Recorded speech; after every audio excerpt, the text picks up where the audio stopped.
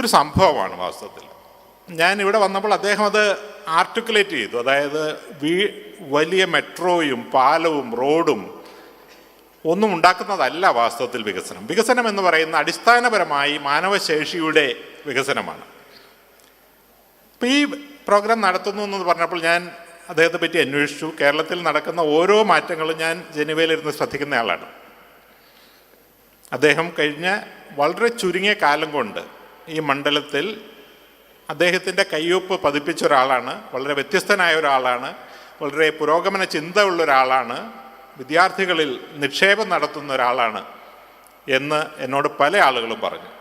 അതുകൊണ്ട് ഈ മീറ്റിംഗ് ഞാൻ നോക്കിയിരിക്കുകയായിരുന്നു.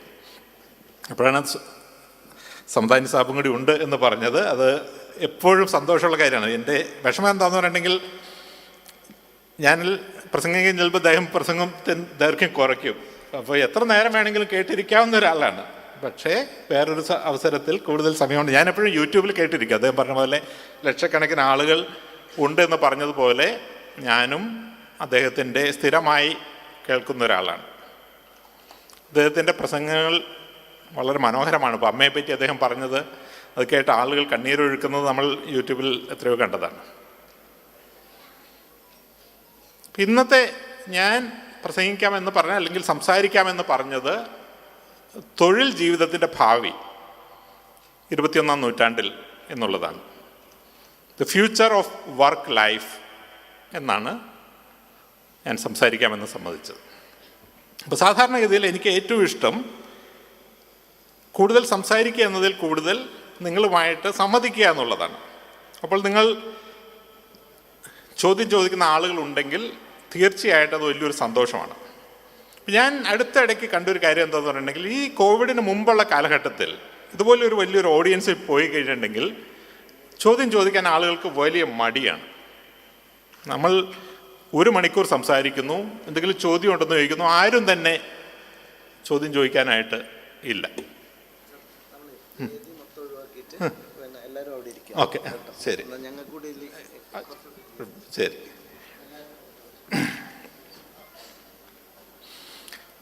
അപ്പോൾ ഞാൻ പറഞ്ഞത്, ഈ കോവിഡിന് മുമ്പുള്ള കാലഘട്ടത്തിൽ കുട്ടികൾക്ക് ചോദിക്കാൻ വലിയ മടിയായിരുന്നു.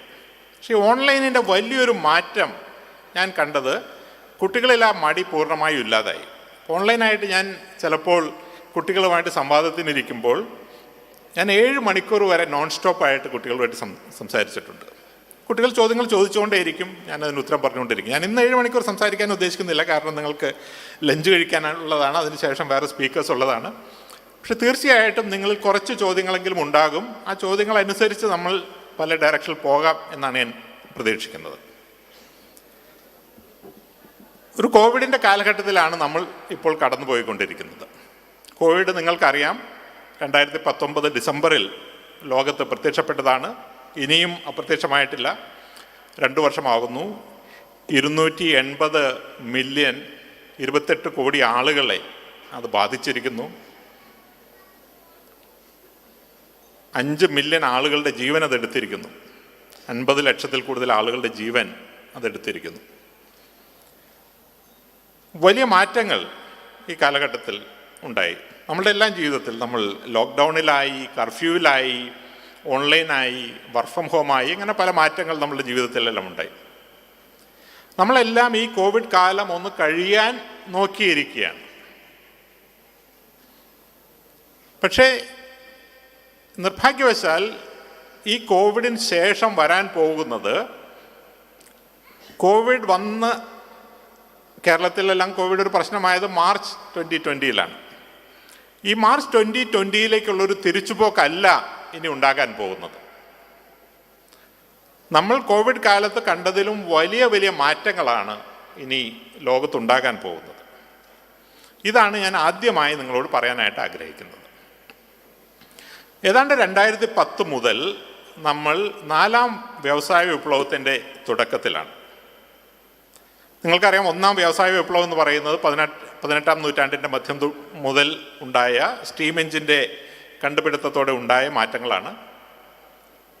സാങ്കേതിക മാറ്റങ്ങളുണ്ടായി, രാഷ്ട്രീയ മാറ്റങ്ങളുണ്ടായി.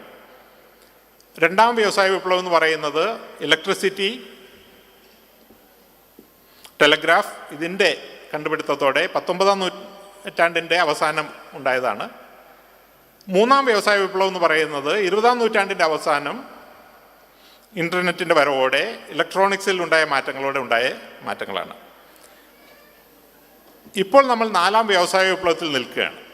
2010 മുതൽ ഏതാണ്ട് 2010 മുതൽ, ഒരു കൃത്യമായൊരു വർഷം പറഞ്ഞിട്ടല്ല ഇങ്ങനെയുള്ള മാറ്റങ്ങൾ വരുന്നത്. അപ്പോൾ 4 സാങ്കേതിക വിദ്യകളാണ് 4-ാം വ്യവസായ വിപ്ലവത്തെ മുന്നോട്ട് ചലിപ്പിക്കുന്നത്. ഒന്നാമത്തേത്, ഏറ്റവും പ്രാധാന്യമുള്ളത് നിർമ്മിത ബുദ്ധിയാണ്. സ്പീക്കർ അതിനെപ്പറ്റി ചെറുതായിട്ട് സൂചിപ്പിച്ചിരുന്നു. നമ്മൾ ചിന്തിക്കുന്നതും ചിന്തിക്കാത്തതുമായ രംഗങ്ങളിലെല്ലാം നിർമ്മിത ബുദ്ധി കടന്നു കയറുകയാണ്. രണ്ടാമത്തെ മാറ്റം എന്ന് പറയുന്നത് റോബോട്ടിക്സ് ആണ്. നമ്മൾ റോബോട്ട് ചെയ്യുമെന്ന് വിചാരിച്ചിരുന്ന ജോലികളും ഇല്ല എന്ന് വിചാരിച്ചിരുന്ന ജോലികളും ചെയ്ത് റോബോട്ട് മുന്നോട്ട് വരികയാണ്. മൂന്നാമത്തേത് ഇൻ്റർനെറ്റ് ഓഫ് തിങ്സ് ആണ്. നിങ്ങളത് കേട്ടിട്ടുണ്ടോന്ന് അറിയില്ല. ഇൻ്റർനെറ്റ് ഓഫ് തിങ്സ് എന്ന് കേട്ടിട്ടുള്ള എത്ര പേരുണ്ട്? കൈവക്കാമോ? ഇൻ്റർനെറ്റ് ഓഫ് തിങ്സ് എന്ന് പറയുന്ന IoT കേട്ടിട്ടുള്ള ആളുകളുണ്ടോ? ഓക്കെ. നാലാമത്തേത് ഡ്രോൺസ് ആണ്. ഡ്രോൺസ് കാണാത്ത ആരെങ്കിലും ഉണ്ടോ? ഡ്രോൺസ് കണ്ടിട്ടുള്ള എത്ര പേരുണ്ടോ ഓഡിയൻസിൽ? എല്ലാ കല്യാണത്തിനും ഇപ്പോൾ ഇവിടെ തന്നെ ചിലപ്പോൾ ഡ്രോൺ ഉണ്ടായാം. ഡ്രോണുകൾ പറന്നു കിടക്കുകയാണ്. അപ്പോൾ ഡ്രോൺ എന്ന് പറയുന്നത് പുതിയൊരു കാര്യമാണ്. ഈ 4 സാങ്കേതിക വിദ്യകൾ ലോകത്തെ മൊത്തമായി മാറ്റിമറിക്കുകയാണ്. അപ്പം അതിന് തൊഴിൽ രംഗത്ത് വലിയൊരു മാറ്റമുണ്ടാക്കും. അതുകൊണ്ടാണ് ഞാൻ ഇന്ന് നിങ്ങളോട് ഈ കാര്യം പറയുന്നത്. തൊഴിൽ രംഗത്ത് എന്ത് മാറ്റങ്ങളാണ് ഉണ്ടാക്കാൻ പോകുന്നത്. ഞാൻ ഒരു ഉദാഹരണം പറയാം. ഞാൻ കഴിഞ്ഞ ആഴ്ച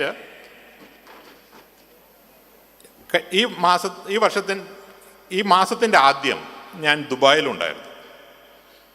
അപ്പോൾ നിങ്ങൾ വിമാനയാത്ര ചെയ്തിട്ടുള്ള ആളുകൾക്ക് അറിയാവുന്ന ഒരു കാര്യമുണ്ട്. അപ്പോൾ നമ്മൾ കോഴിക്കോട് വിമാനത്താവളത്തിൽ നമ്മൾ പോവുകയാണെങ്കിൽ വിമാനത്താവളത്തിൻ്റെ പുറത്ത് 2 പോലീസുകാർ നമ്മളെ തടഞ്ഞു നിർത്തും. ഇത് നമ്മളുടെ എന്തെങ്കിലും ടിക്കറ്റും നമ്മളുടെ ഐഡൻറ്റിറ്റി കാർഡും ചോദിക്കും. അതിനുശേഷം നമ്മൾ വിമാനത്താവളത്തിൻ്റെ അകത്തേക്ക് കടക്കുന്നു. അവിടെ വേറൊരു പോലീസുകാരൻ നമ്മളെ തടഞ്ഞു നിർത്തും. അവരും നമ്മളുടെ ID ചോദിക്കും. അതിനുശേഷം നമ്മൾ ചെക്ക് ഇൻ കൗണ്ടറിൽ പോകുന്നു. അവിടെ നമ്മളുടെ പാസ്പോർട്ട് അല്ലെങ്കിൽ ID ചോദിക്കുന്നു. നമുക്ക് ബോർഡിംഗ് പാസ് തരുന്നു. അതിനുശേഷം വിദേശയാത്രയാണെങ്കിൽ ഒരു ഇമിഗ്രേഷൻ ഓഫീസർ നമ്മളുടെ പാസ്പോർട്ട് പരിശോധിക്കുന്നു. അതിൻ്റെ പുറകിൽ ഒരു കസ്റ്റംസ് ഓഫീസർ ഇരിക്കുന്നുണ്ട്. അതിനുശേഷം നമ്മൾ വിമാനത്തിലേക്ക് കയറുന്ന സ്ഥലത്ത് ഒരു എയർലൈൻ സ്റ്റാഫ് ഇരിക്കുന്നുണ്ട്. ഇങ്ങനെ 6 സെറ്റ് ഓഫ് ആളുകളെ കടന്നിട്ടാണ് നമ്മൾ ഒരു വിദേശ യാത്ര പോകുന്നത്. ആഭ്യന്തര യാത്രയാണെങ്കിൽ 4 ആളുകളെ കടന്നിട്ടാണ് നമ്മൾ പോകുന്നത്. ഇത് സാധാരണ എല്ലാവരും ചെയ്യുന്നതാണ്. ഓരോ വിമാനത്താവളത്തിലും ആയിരക്കണക്കിന് ആളുകളെ ഈ തൊഴിലിനായിട്ട് വച്ചിട്ടുണ്ട്. ഇപ്പോൾ ഈ മാസം ആദ്യം ഞാൻ ദുബായിൽ നിന്ന് ജനീവയിലേക്ക് പോവുകയായിരുന്നു. അപ്പോൾ ഞാൻ ഡൽഹിയിൽ നിന്നാണ് ദുബായിലേക്ക് പോകുന്നത്. ഡൽഹിയിൽ ഈ പറഞ്ഞ എല്ലാ സ്റ്റെപ്പും ഉണ്ട്. ആദ്യത്തെ പോലീസ്, രണ്ടാമത്തെ police, check in counter, immigration, customs, then boarding staff. ദുബായിൽ ആദ്യത്തെ പോലീസ് ഇല്ല, നമുക്ക് കടന്നു പോകാം. രണ്ടാമത്തെ പോലീസ് ഇല്ല, നമുക്ക് കടന്നു പോകാം. മൂന്നാമത്തെ സ്റ്റെപ്പിൽ നമുക്ക് ഇമിഗ്രേഷൻ കൗണ്ടറാണ്, ചെക്ക് ഇൻ കൗണ്ടറാണ്. ചെക്ക് ഇൻ കൗണ്ടർ ഇല്ല, അത് ഓൺലൈനായിട്ട് നമ്മളുടെ ടിക്കറ്റ് കാണിച്ചാൽ നമുക്ക് നമ്മുടെ ബോർഡിംഗ് പാസ് കിട്ടും. ടിക്കറ്റ് ഒരു QR കോഡ് കാണിച്ചാൽ നമുക്ക് കിട്ടും. അടുത്ത സ്റ്റെപ്പ് എന്ന് പറയുന്നത് ഇമിഗ്രേഷൻ കൗണ്ടറാണ്. അവിടെ ഇമിഗ്രേഷൻ കൗണ്ടർ ഇല്ല. നമ്മൾ ദുബായിലേക്ക് കടക്കുമ്പോൾ തന്നെ നമ്മളുടെ കണ്ണുകൾ അവർ സ്കാൻ ചെയ്ത് വെച്ചിട്ടുണ്ട്. അപ്പോൾ പുറത്തേക്ക് വരുമ്പോൾ നമ്മളുടെ കണ്ണുകൾ ഒരു പർട്ടിക്കുലർ സ്ഥലത്ത് നോക്കാൻ പറയും. അത് നോക്കിയാൽ ഗേറ്റ് തുറന്നു, നമ്മളുടെ ഇമിഗ്രേഷൻ കഴിഞ്ഞു. അതിനുശേഷമാണ് ആദ്യമായിട്ട് നമുക്ക് ഒരു കൺട്രോൾ വരുന്നത്. നമ്മളുടെ കയ്യിലുള്ള ബാഗുകൾ ചെക്ക് ചെയ്യുന്നു. അതിൻ്റെ അപ്പുറത്ത് കസ്റ്റംസ് ഇല്ല. അതിനുശേഷം ബോർഡിംഗ് ചെയ്യാനായിട്ട് സ്റ്റാഫില്ല. അവിടെയും നമ്മളുടെ ബോർഡിംഗ് പാസ് കാണിച്ചു കൊടുത്താൽ മതി. അപ്പോൾ ഈ 6 ലെവലിൽ 5 ലെവലും അവർ സാങ്കേതിക വിദ്യ കാരണം ഒഴിവാക്കി കഴിഞ്ഞു. അപ്പോൾ എത്രമാത്രം ആയിരക്കണക്കിന് ആളുകളുടെ തൊഴിലാണ് ഈ സ്റ്റെപ്പിലില്ലാതായത്. അതുകൊണ്ട് ദുബായ് വിമാനത്താവളം നമ്മളെക്കായും സുരക്ഷിതത്വം കുറവുള്ളതല്ല. അവിടുത്തെ ഇമിഗ്രേഷൻ നമ്മളെക്കായും എഫിഷ്യൻസി കുറവുള്ളതല്ല, എഫിഷ്യൻസി കൂടുതലാണ്. വാസ്തവത്തിൽ 1 മിനിറ്റ് പോലും എടുക്കുന്നില്ല. ഏതാണ്ട് 20 സെക്കൻഡ് കൊണ്ട് നമ്മൾ ഈ ലൈനിൻ്റെ അപ്പുറത്ത്. അപ്പം ആ തൊഴിലുകൾ, ഒരു വിമാനത്താവളത്തിലുള്ള 100 കണക്കിന് തൊഴിലുകൾ ഒറ്റ വിമാനത്താവളത്തിൽ ഇല്ലാതായി. അപ്പോൾ ലോകത്തെ 50,000 വിമാനത്താവളം എടുത്തു കഴിഞ്ഞിട്ടുണ്ടെങ്കിൽ എത്രമാത്രം തൊഴിലുകൾ ഇല്ലാതായി എന്ന് നമുക്ക് ചിന്തിക്കാവുന്നതേ ഉള്ളൂ. വേറൊരു ഉദാഹരണം പറയാം. വാഹനങ്ങൾ സ്വയം ഓടുന്ന ഒരു കാലഘട്ടത്തിലൂടെയാണ് നമ്മൾ കടന്നു പോകുന്നത്. ഇപ്പോൾ തന്നെ അത്തരത്തിലുള്ള വാഹനങ്ങളുണ്ട്. സാൻ ഫ്രാൻസിസ്കോയിലും സിംഗപ്പൂരിലും ലണ്ടനിലും എല്ലാം അത് പരീക്ഷണമായിട്ട് ഓടിക്കൊണ്ടിരിക്കുകയാണ്. മിക്കവാറും സ്വയം ഓടുന്ന വാഹനങ്ങൾ ഇപ്പോൾ കൊമേഴ്ഷ്യലായിട്ട് വാങ്ങാൻ കിട്ടും. ടെസ്ലയുടെ വാഹനങ്ങൾ, വോൾവോയുടെ വാഹനങ്ങൾ അവിടെ പൂർണ്ണമായിട്ടും കമ്പ്യൂട്ടറെല്ലാം നിയന്ത്രിക്കുന്നെങ്കിലും മിക്കവാറും സമയത്ത് കമ്പ്യൂട്ടർ നിയന്ത്രിക്കുന്ന വാഹനങ്ങളുണ്ട്. അപ്പോൾ ഇല്ലാതാക്കാൻ പോകുന്നത് ലക്ഷക്കണക്കിന് ഡ്രൈവർമാരുടെ ജോലികളാണ്. ഞാനിത് പല ഓഡിയൻസിലും പറയുമ്പോൾ ആളുകൾക്ക് അതൊരു അത്രമാത്രം ഒരു പേടി ഉണ്ടാകാറില്ല. എന്ന് പറഞ്ഞാൽ ഈ തലമുറയിൽ ഒരു ഡ്രൈവറായി ജോലി ചെയ്യണമെന്ന് ആഗ്രഹിക്കുന്ന ആളുകൾ ഉണ്ടാവാൻ വഴിയില്ല. ഞങ്ങളുടെ തലമുറയിലൊക്കെ അത് വലിയൊരു ആഗ്രഹമായിരുന്നു, ഡ്രൈവർ ആവുക എന്നുള്ളത്. പക്ഷെ ഇപ്പോഴത്തെ തലമുറയിൽ എല്ലാവർക്കും ഒരു കാർ വാങ്ങണമെന്നുള്ളതല്ലാതെ ഡ്രൈവറായി ജോലി ചെയ്യണമെന്നൊരു ആഗ്രഹമില്ല. പക്ഷെ നമ്മൾ ഡ്രൈവറുടെ ജോലി ഇല്ലാതാകുമെന്ന് പറയുമ്പോൾ അതിൻ്റെ അർത്ഥം ഒരു ഓട്ടോറിക്ഷ ഡ്രൈവറുടെ ജോലി അല്ലെങ്കിൽ ടാക്സി ഡ്രൈവറുടെ ജോലി ഇല്ലാതാകുമെന്നല്ല. ഡ്രൈവിംഗ് ഉൾപ്പെടുന്ന എന്തും, അപ്പോൾ ഓട്ടോറിക്ഷ ആകാം, കാറാകാം, ട്രെയിനാകാം, കപ്പലാകാം, വിമാനമാകാം, ഇതിൻ്റെ എല്ലാം ഡ്രൈവിംഗ് എന്ന് പറയുന്ന ജോലി ഇനി അധിക നാൾ ഉണ്ടാകില്ല. അത് ഒഴിവാക്കുന്ന ലക്ഷക്കണക്കിന് ജോലികൾ. നമ്മൾ സാധാരണഗതിയിൽ ഏറ്റവും കോംപ്ലിക്കേറ്റഡ് ആണെന്ന് വിചാരിക്കുന്ന ഒരു ജോലിയാണ് മെഡിസിനൽ റേഡിയോളജി എന്ന് പറയുന്നത്. ഇന്ന് കേരളത്തിലെ മെഡിക്കൽ കോളേജുകളിൽ, സ്വകാര്യ മെഡിക്കൽ കോളേജുകളിൽ ഏറ്റവും കൂടുതൽ ക്യാപിറ്റേഷൻ ഫീ വാങ്ങുന്നത് റേഡിയോളജി MD കിട്ടാനാണ്. പക്ഷേ നിർമ്മിത ബുദ്ധിയുടെ രംഗത്തെ വിദഗ്ധർ പറയുന്നത് റേഡിയോളജിയിൽ ഇന്ന് ഡോക്ടർമാരെ പരിശീലിപ്പിക്കുന്നത് it's a waste of time and money എന്നുള്ളതാണ്. കാരണം മനുഷ്യർ ചെയ്യുന്നതിലും ഏറ്റവും നന്നായി രോഗനിർണയം നടത്താൻ നിർമ്മിത ബുദ്ധിക്ക് സാധിക്കും. അപ്പോൾ പിന്നെ റേഡിയോളജി പഠിപ്പിച്ച് ആളുകളെ മാർക്കറ്റിൽ എത്തിക്കേണ്ട കാര്യമില്ല. അപ്പോൾ റേഡിയോളജിസ്റ്റ് എന്ന് പറയുന്ന ജോലി ഇല്ലാതാകും. റോബോട്ടുകൾ സർജറി നടത്തി തുടങ്ങിയ കാലമാണ് ഓൾറെഡി. അപ്പോൾ ആ ജോലികൾ ഇല്ലാതാകും. ഈ ക്രിസ്മസ് കാലത്ത് ഞാൻ വായിക്കുകയായിരുന്നു, ഇംഗ്ലണ്ടിൽ സാധാരണഗതിയിൽ ഒരു ക്രിസ്മസ് ഡിന്നർ ഉണ്ടാക്കാനായിട്ടൊരു സാധാരണ കുടുംബത്തിൽ 12 മണിക്കൂർ അവർ ചിലവാക്കുമെന്നാണ് പറയുന്നത്, ക്രിസ്മസ് ഡിന്നർ. അപ്പോൾ ക്രിസ്മസ് ഡിന്നർ ഉണ്ടാക്കാൻ വേണ്ടി ഒരു റോബോട്ടിനെ അവർ ഉണ്ടാക്കിയിട്ടുണ്ട്. അപ്പോൾ ഈ റോബോട്ടിന് 5000 വിഭവങ്ങൾ, ലോകത്തിലെ ഏറ്റവും നല്ല പാചകക്കാരൻ ഉണ്ടാക്കുന്ന രീതിയിൽ 5000 വിഭവങ്ങൾ ഉണ്ടാക്കാൻ പറ്റുമെന്നാണ് പറയുന്നത്. അപ്പോൾ നമ്മൾ ഏതൊക്കെ വിഭവങ്ങൾ ഉണ്ടാക്കണം എന്നുള്ളത് നമ്മൾ കമ്പ്യൂട്ടറിൽ ടൈപ്പ് ചെയ്യുക, അതിനാവശ്യമുള്ള വസ്തുക്കൾ, ചേരുവകൾ ഒരു ട്രേയിൽ വെച്ചു കൊടുത്തു കഴിഞ്ഞിട്ടുണ്ടെങ്കിൽ ലോകത്തിലെ ഏറ്റവും നല്ല പാചകക്കാരിൽ നിന്ന് പഠിച്ച ആ വിഭവങ്ങൾ ഒരേ തരത്തിൽ വീണ്ടും വീണ്ടും ഈ റോബോട്ട് ഉണ്ടാക്കുമെന്നാണ് പറയുന്നത്. അതിപ്പോൾ മാർക്കറ്റിലുള്ളതാണ്, പഴയ കാര്യമല്ല. ഇപ്പം നമ്മൾ വിചാരിക്കും റോബോട്ട് എന്ന് പറയുന്നത് വലിയ ഫാക്ടറികളിൽ, നിസാൻ ഫാക്ടറി, ടൊയോട്ട ഫാക്ടറിയിൽ, അല്ലെങ്കിൽ ഇതുപോലെ ഹോട്ടലുകളിൽ, ഹോസ്പിറ്റലുകളിൽ ഒക്കെ ഉള്ളതായിരിക്കും. ഇത്തവണ ഞാൻ അബുദാബിയിൽ ഒരു ഷോപ്പിംഗ് മാളിൽ കൂടെ നടക്കുമ്പോൾ ഒരു റോബോട്ട് ഇങ്ങനെ ആ ഷോപ്പിംഗ് മാളിൽ കൂടെ നടക്കുകയാണ്, സൂപ്പർ മാർക്കറ്റിൽ കൂടെ നടക്കുകയാണ്. ആ റോബോട്ട് ഓരോ ഷെൽഫിലും പോയി ആ ഷെൽഫിൽ എത്രയൊക്കെ വസ്തുക്കൾ ബാക്കിയുണ്ട് എന്നുള്ളതിന് കണക്കെടുത്ത് അതിൻ്റെ ബേസ് സ്റ്റേഷനിലേക്ക് കൊടുക്കുന്നു. അതനുസരിച്ചിട്ടാണ് ആ ഷെൽഫ് സ്റ്റോക്ക് ചെയ്യുന്നത്. അപ്പോൾ നമ്മളുടെ തൊട്ടടുത്ത് എത്തിക്കഴിഞ്ഞു. എൻ്റെ വീട്ടിൽ വാസ്തവത്തിൽ റോബോട്ടുണ്ട്, എൻ്റെ വീട് ക്ലീൻ ചെയ്യാനായിട്ട് ഒരു റോബോട്ടുണ്ട്. അപ്പോൾ ഈ തരത്തിൽ ജോലികൾ നമ്മൾ വിചാരിക്കുന്നതിലും അതിവേഗതയിൽ ഇല്ലാതാവുകയാണ്. 2013 ഓക്സ്ഫോർഡ് യൂണിവേഴ്സിറ്റിയുടെ ഓക്സ്ഫോർഡ് മാർട്ടിൻ സ്കൂൾ ഒരു പഠനം നടത്തിയിരുന്നു. അതിന് ഫ്യൂച്ചർ ഓഫ് എംപ്ലോയ്മെൻറ്റ് എന്നാണ് ആ പഠനത്തിൻ്റെ പേര്. ഇന്ന് നമുക്കറിയാവുന്ന ജോലികളുടെ 46% 2030 ആകുന്നതോടെ ഇല്ലാതാകും എന്നാണ് ആ പഠനം പറഞ്ഞത്. 2030 എന്ന് പറഞ്ഞാൽ തൊട്ടടുത്താണ്, 10 വർഷമേ ഉള്ളൂ. അപ്പോൾ ഇന്ന് നമുക്കറിയാവുന്ന ജോലികളിൽ ഏതാണ്ട് പകുതിയും അടുത്ത 10 വർഷത്തിനകം ഇല്ലാതാകും എന്നാണ് ആ പഠനം പറഞ്ഞത്. സ്പീക്കർ പറയുകയുണ്ടായി, ജോലികൾ ഇല്ലാതാകുന്നത് പോലെ തന്നെ പുതിയ ജോലികൾ ഉണ്ടാകുകയും ചെയ്യും. ഇപ്പോൾ നിർമ്മിത ബുദ്ധി തൊഴിലുകൾ ഇല്ലാതാക്കുന്നു, പക്ഷെ നിർമ്മിത ബുദ്ധിയെ പഠിപ്പിക്കാൻ വേണ്ടിയുള്ള ജോലികൾ ഉണ്ടാകുന്നുണ്ട്. റോബോട്ടുകൾ ജോലികൾ ഇല്ലാതാക്കുന്നു, പക്ഷെ റോബോട്ടിനെ ഓപ്പറേറ്റ് ചെയ്യാനുള്ള ജോലികൾ ഉണ്ടാകുന്നുണ്ട്.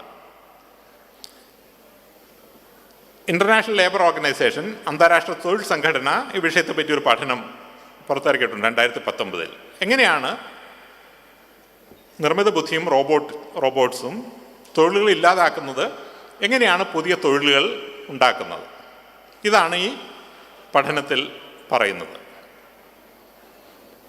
അപ്പോൾ ലക്ഷക്കണക്കിന് തൊഴിലുകൾ ഇല്ലാതാകുന്നത് ഒരു ലോകം, ആയിരക്കണക്കിന് തൊഴിലുകൾ ഉണ്ടാകുന്നത് വേറൊരു ലോകം.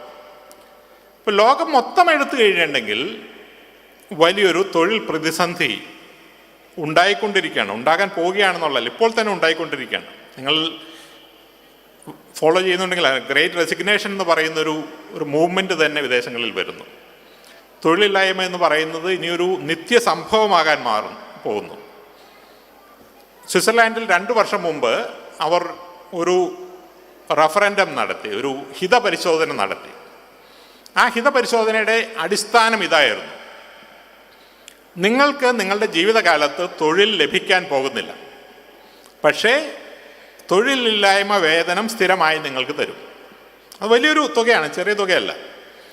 അങ്ങനെ ഒരു തരം ലോകം നിങ്ങൾ അംഗീകരിക്കുമ്പോൾ, ഇതായിരുന്നു ചോദ്യം. 2700 ഫ്രാങ്ക് തൊഴിലില്ലായ്മ വേതനമായി കൊടുക്കുമെന്നുള്ളതായിരുന്നു. അന്ന് ആളുകൾ അതിന് സമ്മതിച്ചില്ല. പക്ഷേ ഇതാണ് ഇനിയുള്ള ലോകത്തെ ഒരു യാഥാർത്ഥ്യമായിട്ട് വരാൻ പോകുന്നത്. ലോകത്തുള്ള എല്ലാ ആളുകൾക്കും തൊഴിൽ ചെയ്യേണ്ട ആവശ്യമില്ല, കാരണം റോബോട്ടുകളും നിർമ്മിത ബുദ്ധിയും ആ തൊഴിൽ ചെയ്യുന്നു. എല്ലാ ആളുകൾക്കും തൊഴിൽ കൊടുക്കാനുള്ള സാഹചര്യം സർക്കാരിനില്ല. അപ്പോൾ ആളുകളെ എങ്ങനെയാണ് അവർക്ക് ജീവിക്കാൻ സാധിക്കുന്നത്? അതിനു വേണ്ടിയിട്ടാണ് ഈ യൂണിവേഴ്സൽ ബേസിക് ഇൻകം എന്ന് പറയുന്ന ഒരു സംവിധാനം ഉണ്ടാകുന്നത്. അപ്പോൾ ഈ ഒരു ലോകത്തിലേക്കാണ് നിങ്ങൾ കടന്നു വരാൻ പോകുന്നത്. അപ്പോൾ എങ്ങനെയാണ് ഈ ഒരു സാഹചര്യത്തിൽ നിങ്ങൾ നിങ്ങളുടെ തൊഴിൽ ജീവിതത്തെ കരുപിടിപ്പിക്കുന്നത്? ഇതാണ് ഫ്യൂച്ചർ ഓഫ് എംപ്ലോയ്മെൻറ്റ് എന്ന് പറയുന്നത്. ബഹുമാനപ്പെട്ട സ്പീക്കർ ഈ വിഷയത്തെ പറ്റി ഒന്ന് ടച്ച് ചെയ്തിരുന്നു. നിങ്ങളത് വേണ്ടത്ര ശ്രദ്ധിച്ചോ എന്നറിയില്ല. ഇത്തരം മാറ്റങ്ങൾ വരുമ്പോൾ ഇതിൽ മുൻനിരയിൽ ആര് നിൽക്കുന്നുവോ അവർക്ക് വലിയ അവസരങ്ങളാണ് ഉണ്ടാകാൻ പോകുന്നത്. റോബോട്ടിക്സ് ആണെങ്കിലും, നിർമ്മിത ബുദ്ധി ആണെങ്കിലും, ഡ്രോൺസ് ആണെങ്കിലും, ബയോടെക്നോളജി ആണെങ്കിലും, ഇൻ്റർനെറ്റ് ഓഫ് തിങ്സ് ആണെങ്കിലും, അത് ലക്ഷക്കണക്കിന് തൊഴിലുകൾ ഒഴിവാക്കുമ്പോഴും ആയിരക്കണക്കിന് പുതിയ തൊഴിലുകൾ ഉണ്ടാക്കുന്നുണ്ട്. അപ്പോൾ ഈ തൊഴിലിൻ്റെ രംഗത്ത് നമ്മൾ മുൻനിരയിൽ നിൽക്കുകയാണെങ്കിൽ അത് നമുക്ക് അവസരം ഉണ്ടാകും. ലോകത്ത് മൊത്തമായിട്ട് അവസരങ്ങൾ കുറയുന്ന സാഹചര്യത്തിൽ പോലും നമുക്ക് ധാരാളം അവസരങ്ങൾ ഉണ്ടാകുന്ന ഒരു സാഹചര്യം ഉണ്ടാകും. അതുകൊണ്ടാണ് ഉന്നത വിദ്യാഭ്യാസ രംഗത്ത് വിപ്ലവകരങ്ങളായ മാറ്റങ്ങൾ ഉണ്ടാക്കേണ്ടതിൻ്റെ ആവശ്യം. നമ്മൾ കഴിഞ്ഞ ഒരു 50 വർഷമായി വിദ്യാഭ്യാസ രംഗത്ത് കാര്യമായിട്ട് വലിയ മാറ്റങ്ങൾ വരുത്തിയിട്ടില്ല. പക്ഷെ ലോകത്ത് വിദ്യാഭ്യാസ രംഗത്ത് വലിയ വലിയ മാറ്റങ്ങൾ ഉണ്ടായിക്കഴിഞ്ഞു. നിങ്ങളിൽ അനവധി ആളുകൾ ഓൺലൈനായിട്ടുള്ള കോഴ്സുകൾ ഇപ്പോൾ പഠിക്കുന്നുണ്ടാകാം. നിങ്ങൾ എത്ര പേര് കോഴ്സേറ എന്ന് പറയുന്ന വെബ്സൈറ്റിൽ ഏതെങ്കിലും ഒരു കോഴ്സ് എടുക്കുന്നുണ്ടെന്ന് പറയാമോ? കോഴ്സേറ എന്ന് പറയുന്ന വെബ്സൈറ്റിൽ അതൊരു ചെറിയൊരു ശതമാനം ആളുകൾ കോഴ്സ് എടുക്കുന്നുണ്ട്. കോഴ്സേറ എന്ന് പറയുന്നത് 2012 സ്ഥാപിക്കപ്പെട്ട ഒരു ഓൺലൈൻ സ്റ്റഡി പ്ലാറ്റ്ഫോമാണ്. ഇപ്പോൾ അതിൽ 7 മില്യൺ അല്ലെങ്കിൽ 73 ലക്ഷം ആളുകൾ അവിടെ പഠിക്കുന്നുണ്ട്. ഓക്സ്ഫോർഡ് യൂണിവേഴ്സിറ്റി എന്ന് പറയുന്നത് 1000 കൊല്ലം മുമ്പ് ഉണ്ടാക്കിയ ഒരു സ്ഥാപനമാണ്. ഈ ഓക്സ്ഫോർഡ് യൂണിവേഴ്സിറ്റിയിൽ കഴിഞ്ഞ 1000 വർഷം പഠിച്ചതിൽ കൂടുതൽ വിദ്യാർത്ഥികൾ, 1000 വർഷം മൊത്തം എടുത്താൽ പഠിച്ചതിൽ കൂടുതൽ വിദ്യാർത്ഥികൾ കഴിഞ്ഞ 10 വർഷം കൊണ്ട് കോഴ്സേറയിൽ പഠിച്ചിട്ടുണ്ട്. കോഴ്സേറയിൽ അഡ്മിഷൻ എടുക്കുക എന്ന് പറഞ്ഞിട്ടുണ്ടെങ്കിൽ വെറും 3 മിനിറ്റ് സമയമുള്ള കാര്യമാണ്. 3 മിനിറ്റ് ഉള്ളൂ. പൂർണ്ണമായും സൗജന്യമാണ്. നമുക്ക് ഏത് വിഷയം വേണമെങ്കിലും എടുക്കാം. നമുക്ക് മെഡിസിനിലൊരു ടോപ്പിക്കാണ് താല്പര്യമെങ്കിൽ അതെടുക്കാം, റോബോട്ടിക്സ് ആണെങ്കിൽ അതെടുക്കാം, മ്യൂസിക് ആണെങ്കിൽ അതെടുക്കാം, ലിറ്ററേച്ചർ ആണെങ്കിൽ അതെടുക്കാം. ആ നിലയിലേക്കാണ് വിദ്യാഭ്യാസം മാറുന്നത്. ഇപ്പോൾ ഓൺലൈൻ കാലത്ത്, ഇത് ഓൺലൈന് മുമ്പ്, നമ്മളുടെ കോവിഡ് കാലത്തിന് മുമ്പുണ്ടായിരുന്നൊരു സാഹചര്യമാണ്. പക്ഷേ അതിനെപ്പറ്റി ആളുകൾക്ക് അറിയില്ലായിരുന്നു. പക്ഷെ ഇപ്പോൾ അത് തികച്ചും സാധാരണമായ ഒന്നായി. ഇനി വിദ്യാഭ്യാസ ലോകത്ത് സംഭവിക്കാൻ പോകുന്നത്, നിങ്ങൾ പഠിച്ചുകൊണ്ടിരുന്ന സാധാരണഗതിയിലുള്ള ക്ലാസ്സുകൾ, നിങ്ങൾ ക്ലാസ് റൂമിൽ പോകുന്നു, കേരള യൂണിവേഴ്സിറ്റി അല്ലെങ്കിൽ കാലിക്കറ്റ് യൂണിവേഴ്സിറ്റി അല്ലെങ്കിൽ ഗാന്ധിജി യൂണിവേഴ്സിറ്റി, അവർ BSc മാത്തമാറ്റിക്സ് അല്ലെങ്കിൽ BA ഹിസ്റ്ററി, ഇംഗ്ലീഷ് എന്നുള്ള തരത്തിൽ കുറേ ഡിഗ്രി ഓഫർ ചെയ്യുന്നു. അതിൽ ഏതെങ്കിലും ഡിഗ്രി നിങ്ങൾ ചൂസ് ചെയ്യുന്നു, അതുമാത്രം പഠിച്ച് നിങ്ങൾ പാസ്സാകുന്നു. ഇതാണ് സാധാരണഗതിയിൽ നമ്മൾ ചെയ്തുകൊണ്ടിരുന്നത്. ഇത് മാറുകയാണ്. പുതിയ വിദ്യാഭ്യാസ നയം, ന്യൂ എഡ്യൂക്കേഷൻ പോളിസി ജൂൺ 2020 കേന്ദ്ര ഗവൺമെൻറ് പുറത്തിറക്കിയിട്ടുണ്ട്. ഈ പുതിയ വിദ്യാഭ്യാസ നയത്തിൻ്റെ ഭാഗമായി UGC 2 പുതിയ നീക്കങ്ങൾ നടത്തിയിട്ടുണ്ട്. ഒന്ന്, അക്കാഡമിക് ബാങ്ക് ഓഫ് ക്രെഡിറ്റ് എന്നുള്ളതാണ്. ഇന്ത്യയിലുള്ള ഏതൊരു പൗരനും ഈ അക്കാഡമിക് ബാങ്ക് ഓഫ് ക്രെഡിറ്റിൽ ഒരു അക്കൗണ്ട് ഗവൺമെൻറ് സൗജന്യമായിട്ട് നൽകും. അതിനുശേഷം ലോകത്ത് എവിടെ നിന്നുമുള്ള കോഴ്സുകൾ ഓൺലൈനായോ ക്ലാസ് റൂമിൽ പോയോ നമുക്ക് പഠിക്കാം. ഈ പഠിച്ച കോഴ്സുകൾ നമ്മൾ പാസ്സാകുകയാണെങ്കിൽ അത് അക്കാഡമിക് ബാങ്ക് ഓഫ് ക്രെഡിറ്റിൽ നിക്ഷേപിക്കും. അതിനുശേഷം നമുക്ക് ആവശ്യത്തിന് ക്രെഡിറ്റ് ഉള്ളപ്പോൾ 1 വർഷം കഴിയുമ്പോൾ ഒരു സർട്ടിഫിക്കറ്റായി, 2 വർഷം കഴിയുമ്പോൾ ഡിപ്ലോമയായി, 3 വർഷം കഴിയുമ്പോൾ ഡിഗ്രിയായി, 4 വർഷം കഴിയുമ്പോൾ ഡിഗ്രി ഓണേഴ്സുമായി നമുക്ക് പുറത്തിറങ്ങാം. അപ്പോൾ ഓൺലൈനായി കാര്യങ്ങൾ പഠിക്കാം, പലതവണ ഏത് ലെവലിൽ വേണമെങ്കിലും കോഴ്സിലേക്ക് എൻ്റർ ചെയ്യാം, ഏത് സമയത്ത് വേണമെങ്കിലും പുറത്തു പോകാം എന്നുള്ള തരത്തിൽ ഫ്ലെക്സിബിൾ ആയുള്ള ഒരു ലോകമാണ് ഇനി ഉണ്ടാകാൻ പോകുന്നത്. ഇങ്ങനെയൊരു ലോകത്ത് എങ്ങനെയാണ് ഗ്രാജുവേറ്റ് ആയിട്ടുള്ള ആളുകൾക്ക് അവരുടെ കരിയർ മുന്നോട്ട് കൊണ്ടുപോകാൻ പോകുന്നത് എന്നുള്ളതിനെപ്പറ്റി കുറച്ച് കാര്യങ്ങൾ ഞാൻ പറയാം. അതിനുശേഷം നിങ്ങളുടെ ചോദ്യങ്ങൾ ഉണ്ടെങ്കിൽ അതനുസരിച്ച് നമുക്ക് മുന്നോട്ട് പോകാം.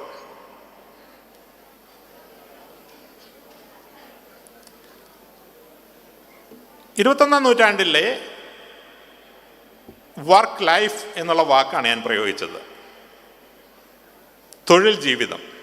സാധാരണഗതിയിൽ ഇങ്ങനെയുള്ള സെഷൻസിന് പറയുമ്പോൾ കരിയർ മാനേജ്മെൻറ്റ് എന്നാണ് പറയാറുള്ളത്.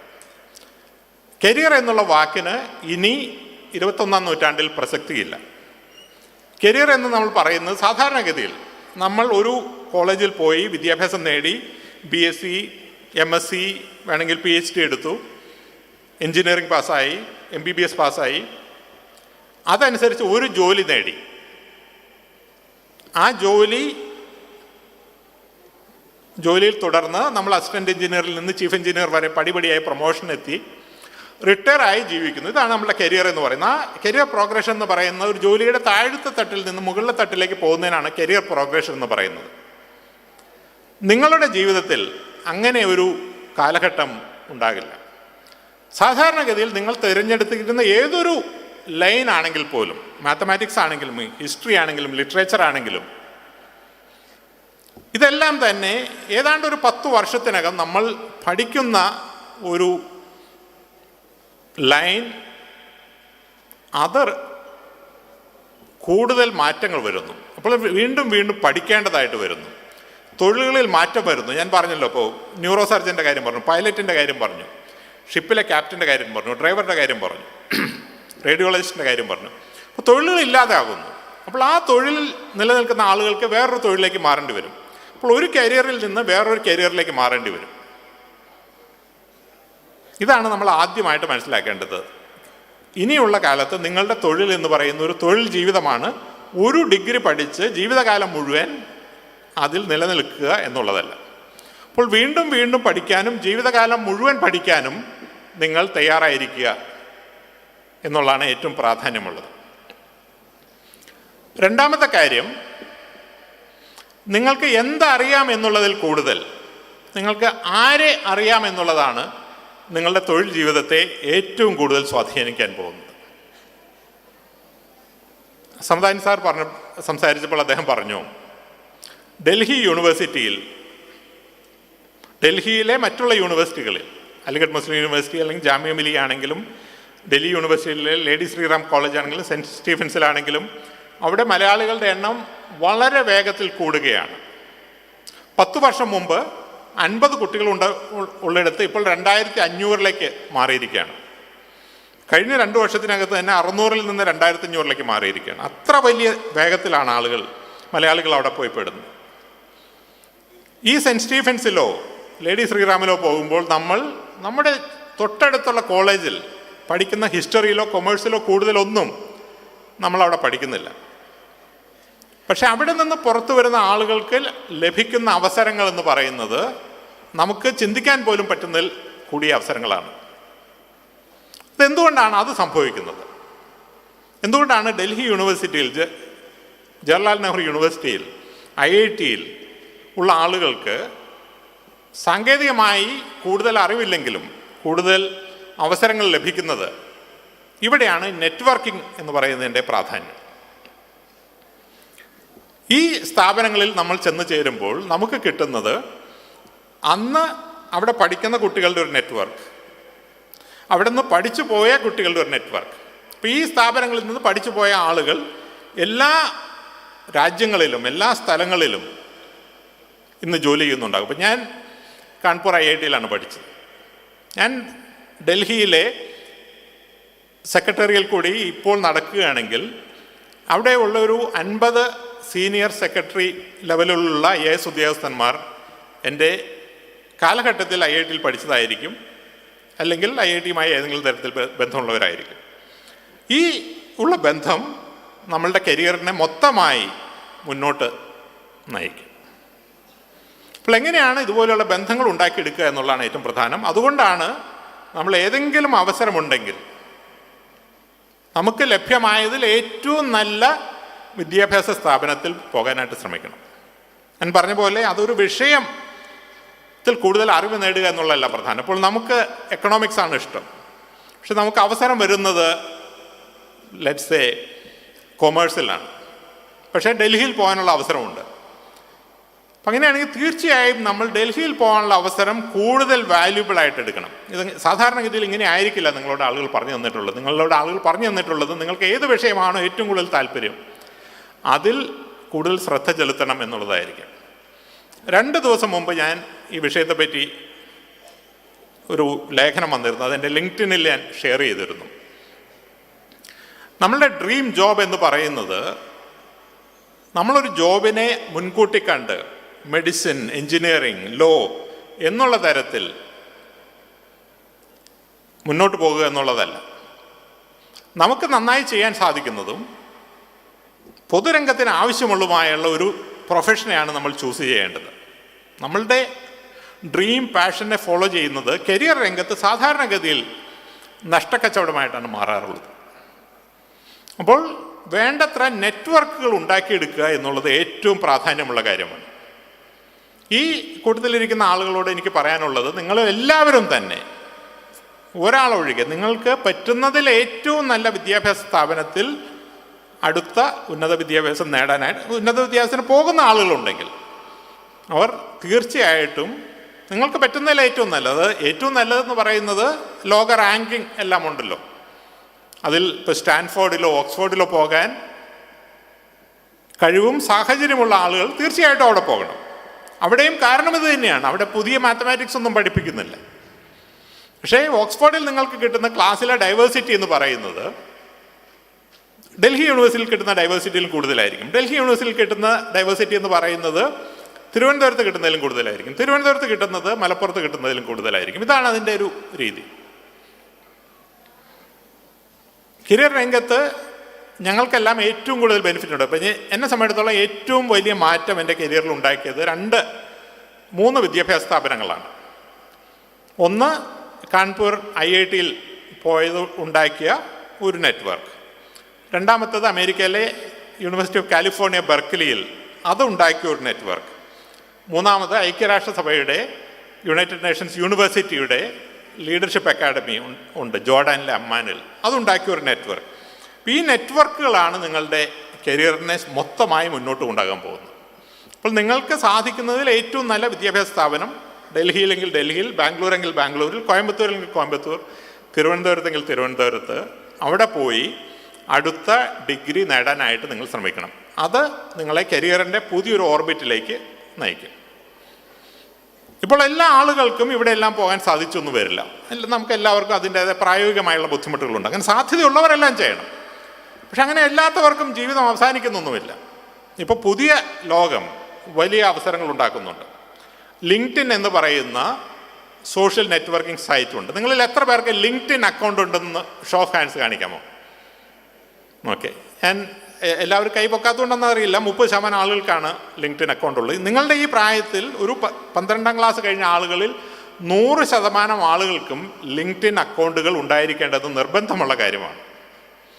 കാരണം ഇനിയുള്ള കാലത്ത് നമ്മൾ തൊഴിൽ അന്വേഷിച്ച് പോവുകയല്ല ചെയ്യുന്നത്, തൊഴിലുകൾ നമ്മളെ അന്വേഷിച്ച് വരികയാണ് ചെയ്യുന്നത്. ഇത് നാളത്തെ കാര്യമല്ല. ഇപ്പോൾ തന്നെ ദുബായിലാണെങ്കിലും യൂറോപ്പിലാണെങ്കിലും അമേരിക്കയിലാണെങ്കിലും ബാംഗ്ലൂരാണെങ്കിലും സംഭവിക്കുന്ന ഇതാണ്. നമുക്കൊരു ലിങ്ക്ഡിൻ പ്രൊഫൈൽ ഉണ്ടെങ്കിൽ കമ്പനികൾ നമ്മളെ തേടിയെത്തും. ഈ കമ്പനികൾ എന്ന് പറയുന്നത് ഒരു മനുഷ്യൻ അവിടെ ഇരുന്ന് നമ്മളുടെ CV പരിശോധിക്കുകയല്ല ചെയ്യുന്നത്. ഓരോ നിർമ്മിത ബുദ്ധി നിർമ്മിച്ച പ്രോഗ്രാമുകളുണ്ട്. ഈ പ്രോഗ്രാമുകൾ നമ്മളെ പൂർണ്ണമായും സെർച്ച് ചെയ്തുകൊണ്ടിരിക്കുകയാണ്. ആ സെർച്ചിൽ നമ്മുടെ ലിങ്ക്ഡിൻ പ്രൊഫൈൽ ആക്റ്റീവ് ആണെങ്കിൽ അവർ നമ്മളെ തേടിയെത്തും. അവിടെ നിന്നാണ് നമുക്ക് തൊഴിൽ ലഭിക്കുന്നത്. അപ്പോൾ തീർച്ചയായിട്ടും ഇന്ന് വൈകിട്ട് തന്നെ നിങ്ങൾ വീട്ടിൽ പോയി ലിങ്ക്ഡിൻ പ്രൊഫൈൽ ഉണ്ടാക്കണമെന്ന് മാത്രമല്ല, ആ ലിങ്ക്ഡിൻ പ്രൊഫൈൽ സ്ഥിരമായി ആക്ടിവേറ്റ് ചെയ്തുകൊണ്ടിരിക്കുകയും വേണം. അവിടെ എന്തെങ്കിലും ഷെയർ ചെയ്യുക, അതിൽ ഉള്ള ആളുകളെ ഫോളോ ചെയ്യുക, എന്തെങ്കിലും കമൻറ്റ് ചെയ്യുക. ഇതെല്ലാം ലിങ്ക്ഡിൻ്റെ അൽഗോരിതം ഓരോ നിമിഷത്തിലും ശ്രദ്ധിച്ചുകൊണ്ടിരിക്കുകയാണ്. നിങ്ങൾ 4-5 വർഷം ഈ ലിങ്ക്ഡിനിൽ ഫോളോ ചെയ്യുന്നുണ്ടെങ്കിൽ നിങ്ങൾ ചെയ്ത ഓരോ നിമിഷത്തിലെ കാര്യവും ഈ അൽഗോരിതം ട്രാക്ക് ചെയ്തുകൊണ്ടിരിക്കുകയാണ്. അതാണ് നിങ്ങൾക്ക് ഇനി തൊഴിൽ കൊണ്ടുവരാൻ പോകുന്നത്. അപ്പോൾ ഒന്നല്ലെങ്കിൽ കോളേജുകളിൽ പോയി നെറ്റ്വർക്കുകൾ ഉണ്ടാക്കുക, രണ്ടാമത്തെ ഓൺലൈനായി നെറ്റ്വർക്കുകൾ ഉണ്ടാക്കുക. ഓൺലൈനായി നെറ്റ്വർക്കുകൾ ഉണ്ടാക്കുന്നതിനെ പറ്റി പറയുമ്പോൾ ഒരു കാര്യം കൂടി പറയണം. നിങ്ങൾക്കെല്ലാം തന്നെ സോഷ്യൽ മീഡിയയിൽ അക്കൗണ്ടുകൾ ഉണ്ടാകും. ഫേസ്ബുക്കിലാണെങ്കിൽ, ഇൻസ്റ്റാഗ്രാമിലാണെങ്കിൽ, സ്നാപ്ചാറ്റിലാണെങ്കിൽ അക്കൗണ്ടുകൾ ഉണ്ടാകും. സാധാരണഗതിയിൽ ഇത് നിങ്ങളുടെ പ്രൊഫഷനുമായി ബന്ധപ്പെട്ടതല്ല. നമ്മുടെ പ്രൊഫഷനിലെ ആയിട്ട് ലിങ്ക്ഡിൻ ഉപയോഗിക്കുന്നു, പേഴ്സണലായിട്ട് ഫേസ്ബുക്ക് ഉപയോഗിക്കുന്നു, ഇൻസ്റ്റാഗ്രാം ഉപയോഗിക്കുന്നു. ഇങ്ങനെയാണ് നിങ്ങൾ ചിന്തിക്കുന്നത്. പക്ഷേ ഇക്കാലത്ത് എംപ്ലോയേഴ്സ് ചിന്തിക്കുന്നത് ഇങ്ങനെയല്ല. എംപ്ലോയേഴ്സ് നിങ്ങളെ പൂർണ്ണമായി ഒരു വ്യക്തിയായിട്ടാണ് കാണുന്നത്. ലോകത്തെ അനവധി എംപ്ലോയേഴ്സ് നിങ്ങളെ ജോലിക്ക് വയ്ക്കുന്നതിന് മുമ്പ് നിങ്ങളുടെ personal profile, social media profile അവരുടെ നിർമ്മിത ബുദ്ധിയിലൂടെ കടത്തിവിടുകയാണ്. അപ്പോൾ നിങ്ങൾ ചെയ്യുന്ന ഓരോ കാര്യങ്ങളും അതിൽ നിന്ന് നിങ്ങൾ ഏതു തരം പേഴ്സണാലിറ്റിയാണ് എന്ന് അവർ കണ്ടുപിടിക്കുകയാണ്. ഇതിനെപ്പറ്റിയൊക്കെ ഗവേഷണം നടന്നിട്ടുണ്ട്. കാംബ്രിഡ്ജ് യൂണിവേഴ്സിറ്റിയിൽ നടത്തിയൊരു ഗവേഷണം പറയുന്നത്, നിങ്ങൾ ഫേസ്ബുക്കുമായി നടത്തിയ 69 ഇൻറ്ററാക്ഷൻ,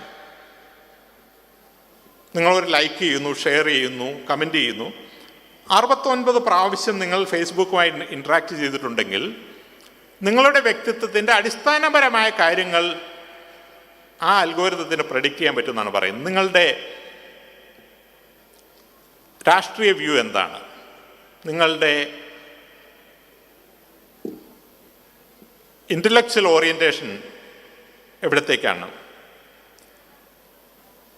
നിങ്ങൾ ഫേസ്ബുക്കുമായി 250 ഇൻട്രാക്ഷൻ നടത്തിയിട്ടുണ്ടെങ്കിൽ നിങ്ങളുടെ ഏറ്റവും അടുത്ത സുഹൃത്തിന് അറിയുന്നതിൽ കൂടുതൽ കാര്യങ്ങൾ അൽഗോരിതത്തിന് പറയാൻ പറ്റുമെന്നാണ് പറയുന്നത്.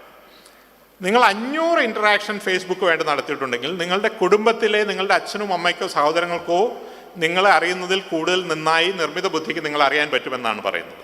ഇതെല്ലാം പബ്ലിക് ഡൊമൈനിലുള്ള കാര്യങ്ങളാണ്, ഗവേഷണ ഫലമാണ്. നമ്മളെല്ലാം ഓരോ ദിവസവും 10-20 പ്രാവശ്യം ഫേസ്ബുക്കുമായിട്ട് ഇൻറ്ററാക്ട് ചെയ്യുന്ന ആളാണ്. കഴിഞ്ഞ 10 വർഷത്തിനിടയിൽ ഞാൻ ഒരുപക്ഷെ 10,000 പ്രാവശ്യം ഫേസ്ബുക്കുമായിട്ട് ഇൻറ്ററാക്ട് ചെയ്തു. അപ്പോൾ നമ്മളുടെ സൂക്ഷ്മമായ ഓരോ കാര്യങ്ങളും ഫേസ്ബുക്കിനറിയാം. നമ്മുടെ നാളത്തെ തൊഴിൽ സാധ്യതയെ നമ്മൾ സാമൂഹ്യ മാധ്യമത്തിൽ നടത്തുന്ന ഓരോ ഇടപെടലുകളും സ്വാധീനിക്കും. അതിൻ്റെ അർത്ഥം അത് ചെയ്യേണ്ട എന്നുള്ളതല്ല, പക്ഷെ അങ്ങനെ നമ്മുടെ ലിങ്ക്ഡിനിൽ മാത്രമല്ല നമ്മുടെ ഫേസ്ബുക്കിലും നിർമ്മിത ബുദ്ധി നമ്മളെ ചാരക്കണ്ണുകളോടെ നോക്കിക്കൊന്നുണ്ട് എന്നുള്ള കാര്യം നമ്മൾ അറിഞ്ഞിരുന്നാൽ അത് അനുസരിച്ച് കാര്യങ്ങൾ ചെയ്യാൻ നമ്മൾ പഠിക്കും. അല്ലെങ്കിൽ നമ്മൾ പുതിയ ലോകത്ത് നമ്മൾ പുറന്തള്ളപ്പെട്ടു പോകും. ഇന്നത് പ്രൈവറ്റ് കമ്പനികളാണ് ചെയ്യുന്നത്. നാളെ ഇത് നമ്മളുടെ കേരള പബ്ലിക് സർവീസ് കമ്മീഷൻ അല്ലെങ്കിൽ UPSC അവർ ആളുകളെ തിരഞ്ഞെടുക്കുന്നത് ഇന്നത്തെ പോലെ പരീക്ഷ നടത്തി ആയിരിക്കില്ല, അവരുടെ ലിങ്ക്ഡിൻ പ്രൊഫൈൽ അനലൈസ് ചെയ്തിട്ടായിരിക്കും. അതുപോലെ തന്നെ നമ്മൾ ഓൺലൈൻ പഠിക്കുമ്പോൾ സാധാരണഗതിയിൽ ഇന്നത്തെ വിദ്യാഭ്യാസം എന്ന് പറയുന്നത് നമ്മൾ പഠിക്കുന്നത് ക്ലാസ് റൂമിൽ, സിലബസ് തരുന്നത് യൂണിവേഴ്സിറ്റി, പരീക്ഷ നടത്തുന്നത് യൂണിവേഴ്സിറ്റി, സർട്ടിഫിക്കറ്റ് തരുന്നത് യൂണിവേഴ്സിറ്റി, ഇതെല്ലാം ഒറ്റ യൂണിവേഴ്സിറ്റിയിലാണ് സംഭവിക്കുന്നത്. പക്ഷെ ഇനിയുള്ള ലോകം അങ്ങനെയല്ല.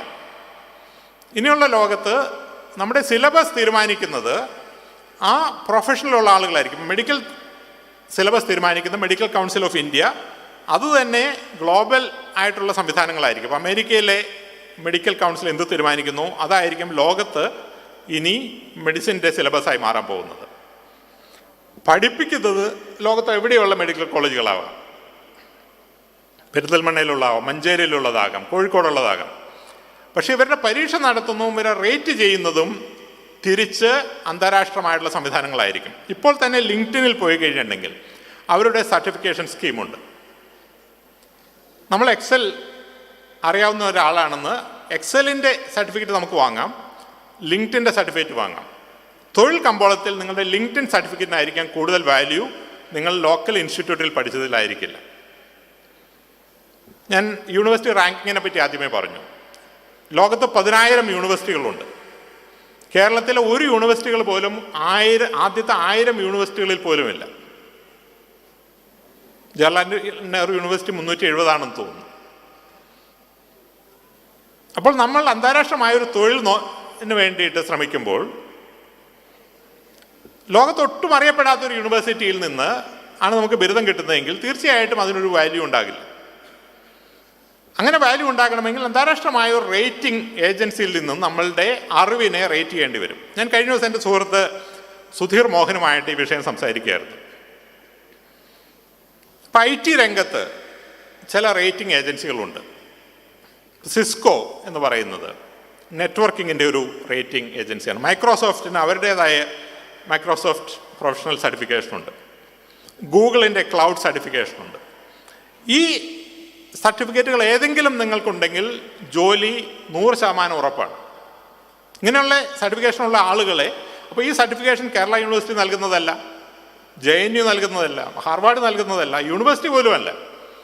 പക്ഷേ തൊഴിൽ കമ്പോളത്തിന് ആവശ്യം ഈ തൊഴിൽ അറിയാമെന്ന് ഇതുപോലുള്ള പ്രൊഫഷണൽ ഏജൻസികൾ സർട്ടിഫൈ ചെയ്യുന്നതാണ്. നാളത്തെ ലോകം അതായിരിക്കും. അപ്പം നിങ്ങൾക്ക് വിജ്ഞാനം എവിടെ നിന്നും എടുക്കാം, ഓൺലൈനായിട്ട് എടുക്കാം, ക്ലാസ് റൂമിൽ പോയി എടുക്കാം, നിങ്ങളുടെ യൂണിവേഴ്സിറ്റിയിൽ പഠിക്കാം, അടുത്തുള്ള കോളേജിൽ പോയി പഠിക്കാം. പക്ഷേ നിങ്ങളെ റേറ്റ് ചെയ്യപ്പെടുന്നത് അന്താരാഷ്ട്രമായി എംപ്ലോയേഴ്സ് മാർക്കറ്റ് ചെയ്യുന്ന, പ്രിഫർ ചെയ്യുന്ന ഒരു രീതിയായിരിക്കും. അപ്പോൾ ഇത് നിങ്ങൾ ശ്രദ്ധിക്കേണ്ടതാണ്.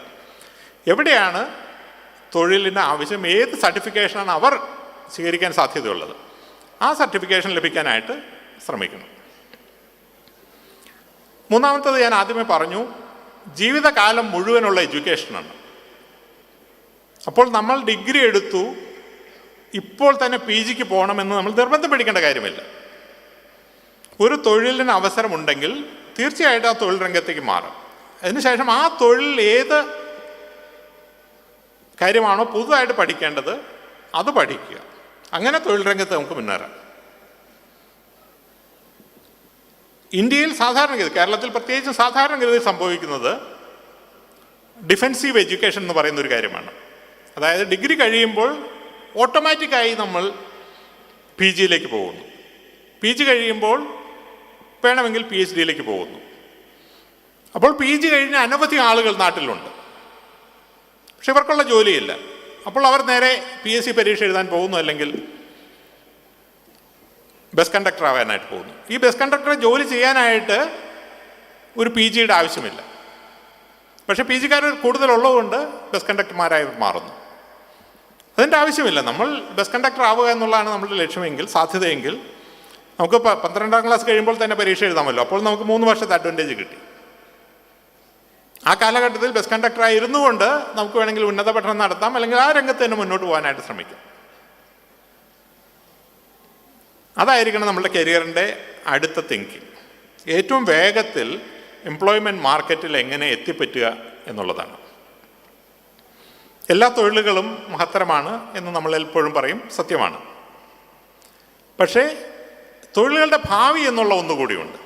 നമുക്ക് വളരെ പരിചയമുള്ളൊരു തൊഴിൽ പറയാം. ഇപ്പോൾ ഈ കൊറോണ കാലത്ത് ഉണ്ടായൊരു തൊഴിലാണ് സൊമാറ്റോ പോലെയുള്ള ഫുഡ് ഡെലിവറി സംവിധാനങ്ങൾ, അല്ലെങ്കിൽ ഊബർ എന്ന് പറയുന്ന ടാക്സിയുടെ ഡ്രൈവർ ആകുന്നത്. ഒട്ടും മോശമായ തൊഴിലല്ല, സാമാന്യം വരവ് ഉള്ളൊരു തൊഴിലാണ്. പക്ഷേ ആ തൊഴിൽ ജീവിതത്തിൻ്റെ ഭാവിയിലേക്ക് നമ്മൾ പ്രൊജക്റ്റ് ചെയ്ത് കഴിഞ്ഞിട്ടുണ്ടെങ്കിൽ അവിടെ വലിയ അവസരങ്ങൾ നമ്മൾ കാണുന്നില്ല. അപ്പോൾ നമ്മുടെ ഇൻകത്തെ സപ്ലിമെൻ്റ് ചെയ്യാനായിട്ട് ഉപയോഗിക്കാം. നമ്മൾ ഡിഗ്രി പഠിക്കാനുള്ള, അല്ലെങ്കിൽ വേറെ എന്തെങ്കിലും പഠിക്കാനുള്ള തൊഴിൽ സമ്പാദന പണം ഉണ്ടാക്കാനായിട്ട് നമുക്ക് ഉപയോഗിക്കാം. പക്ഷെ നമ്മുടെ കരിയറിൻ്റെ ട്രജക്ടറി ഊബർ ഡ്രൈവറായി റിട്ടയർ ചെയ്യാം, അല്ലെങ്കിൽ സൊമാറ്റോ ഡെലിവറി പേഴ്സണായി റിട്ടയർ ചെയ്യാമെന്ന് നമുക്ക് ചിന്തിക്കാൻ സാധിക്കില്ല. കാരണം ആ തൊഴിലിൽ ഒരു പ്രോഗ്രഷനുള്ള തൊഴിലല്ല.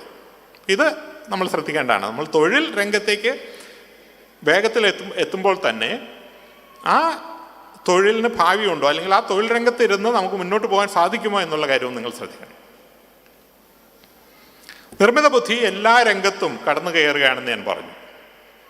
അനവധി തൊഴിലുകൾ ഇല്ലാതാക്കുമെന്ന് ഞാൻ പറഞ്ഞു. പക്ഷേ ഇതെല്ലാം വളരെ വേഗത്തിൽ ചില കാര്യങ്ങൾ സംഭവിക്കും. പക്ഷെ മിക്കവാറും തൊഴിലുകളിൽ സംഭവിക്കാൻ പോകുന്നത് നിർമ്മിത ബുദ്ധിയും മനുഷ്യരും കോ എക്സിസ്റ്റ് ചെയ്യുന്നൊരു രീതിയായിരിക്കും. ഇപ്പോൾ ഡോക്ടറുടെ തൊഴിൽ ഉദാഹരണത്തിന് അടുത്തൊരു 5 വർഷത്തിനകം നിർമ്മിത ബുദ്ധി അറിയാത്ത ഡോക്ടർമാരുടെ തൊഴിൽ ചെയ്യാൻ സാധിക്കില്ല എന്നൊരു സാഹചര്യം വരും. ലോകത്ത് ഉണ്ടാകുന്ന എല്ലാ മാറ്റങ്ങളും ഒരു ഡോക്ടർക്കും പഠിക്കുക എന്നുള്ളത് സാധ്യമല്ല. ഇന്ന് കോങ്കോയിൽ ഒരു പർട്ടിക്കുലർ ഡിസീസിന് ഒരു സർജറി നടത്തി സക്സസ്ഫുള്ളായി അല്ലെങ്കിൽ ഫെയിലിയറായി. ഇത് ഒരു ജേർണലിൽ വന്ന് നമ്മളുടെ ഡോക്ടർ വായിച്ച് മനസ്സിലാക്കുമ്പോഴത്തേക്കും ചിലപ്പോൾ 2 വർഷം എടുക്കും. പക്ഷെ ഒരു നിർമ്മിത ബുദ്ധിയാണ് ഇത് ചെയ്യുന്നതെങ്കിൽ ഓരോ ദിവസവും വൈകുന്നേരം അന്ന് വരെ സംഭവിച്ചിട്ടുള്ള എല്ലാ മാറ്റങ്ങളും ആ നിർമ്മിത ബുദ്ധി പ്രോഗ്രാമിന് അറിയാൻ സാധിക്കും. അപ്പോൾ ഡോക്ടർ നമ്മളോട് സംസാരിക്കുന്നു, ഡോക്ടർ അഭിപ്രായം തേടുന്ന നിർമ്മിത ബുദ്ധിയുള്ള ഒരു അസിസ്റ്റൻറ്റിനോടായിരിക്കും. ഇത് നിർമ്മിത ബുദ്ധിയുടെ ഡോക്ടറുടെ കാര്യത്തിൽ മാത്രമല്ല, ലോകത്തെ ഏതൊരു തൊഴിലാണെങ്കിലും, ജേർണലിസ്റ്റ് ആണെങ്കിലും ലോയർ ആണെങ്കിലും. ഞാൻ 2 വർഷം മുമ്പ് അബുദാബിയിൽ ഒരു ലെക്ചർ നടത്തുന്ന സമയത്ത് എന്നോടൊരാൾ ചോദിച്ചു, സർ, നിർമ്മിത ബുദ്ധി കൊണ്ടൊരു ജഡ്ജ് ഉണ്ടാകാൻ സാധിക്കുമോ, ഒരു ജഡ്ജിൻ്റെ ജോലി നിർമ്മിത ബുദ്ധിക്ക് ചെയ്യാൻ സാധിക്കുമോ എന്ന് ചോദിച്ചു. ഞാൻ പറഞ്ഞു ഞാൻ ഇന്നേ വരെ അതിനെ പറ്റി ചിന്തിച്ചിട്ടില്ല. പക്ഷെ കുറച്ച് കാര്യം ചിന്തിച്ചിട്ട് ഞാൻ പറഞ്ഞു സാധിക്കുമെന്ന് തോന്നുന്നില്ല. കാരണം അത് മനുഷ്യന് ചെയ്യാൻ പറ്റുന്ന മാത്രം ചെയ്യാൻ പറ്റുന്ന കാര്യമാണ്, എൻ്റെ വരുമരായകൾ അറിഞ്ഞ് ചെയ്യേണ്ടതാണ്. പക്ഷെ വെറും 6 മാസത്തിനകം ഞാൻ വായിച്ചു, എസ്റ്റോണിയ എന്ന് പറയുന്നൊരു രാജ്യത്ത് ജഡ്ജിമാരെ ആയിട്ട് നിർമ്മിത ബുദ്ധിയെ നിയമിച്ചു കഴിഞ്ഞു. അവിടെ സാമ്പത്തിക കുറ്റകൃത്യങ്ങളിൽ ആദ്യമായി കേസ് കേൾക്കുന്നത് നിർമ്മിത ബുദ്ധിയാണ്. അപ്പോൾ നമുക്ക് എന്തെങ്കിലും ഒരു കേസ് ഉണ്ടെങ്കിൽ നമ്മൾ ആ കേസ് സബ്മിറ്റ് ചെയ്യുന്നു. 24 മണിക്കൂറിനകം അന്ന് വരെ ആ രാജ്യത്ത് നടന്നിട്ടുള്ള സകല കേസുകളുടെയും നിയമങ്ങളുടെയും അടിസ്ഥാനത്തിൽ 24 മണിക്കൂറിനകം വിധി വരികയാണ് ചെയ്യുന്നത്. ഇന്ത്യയിൽ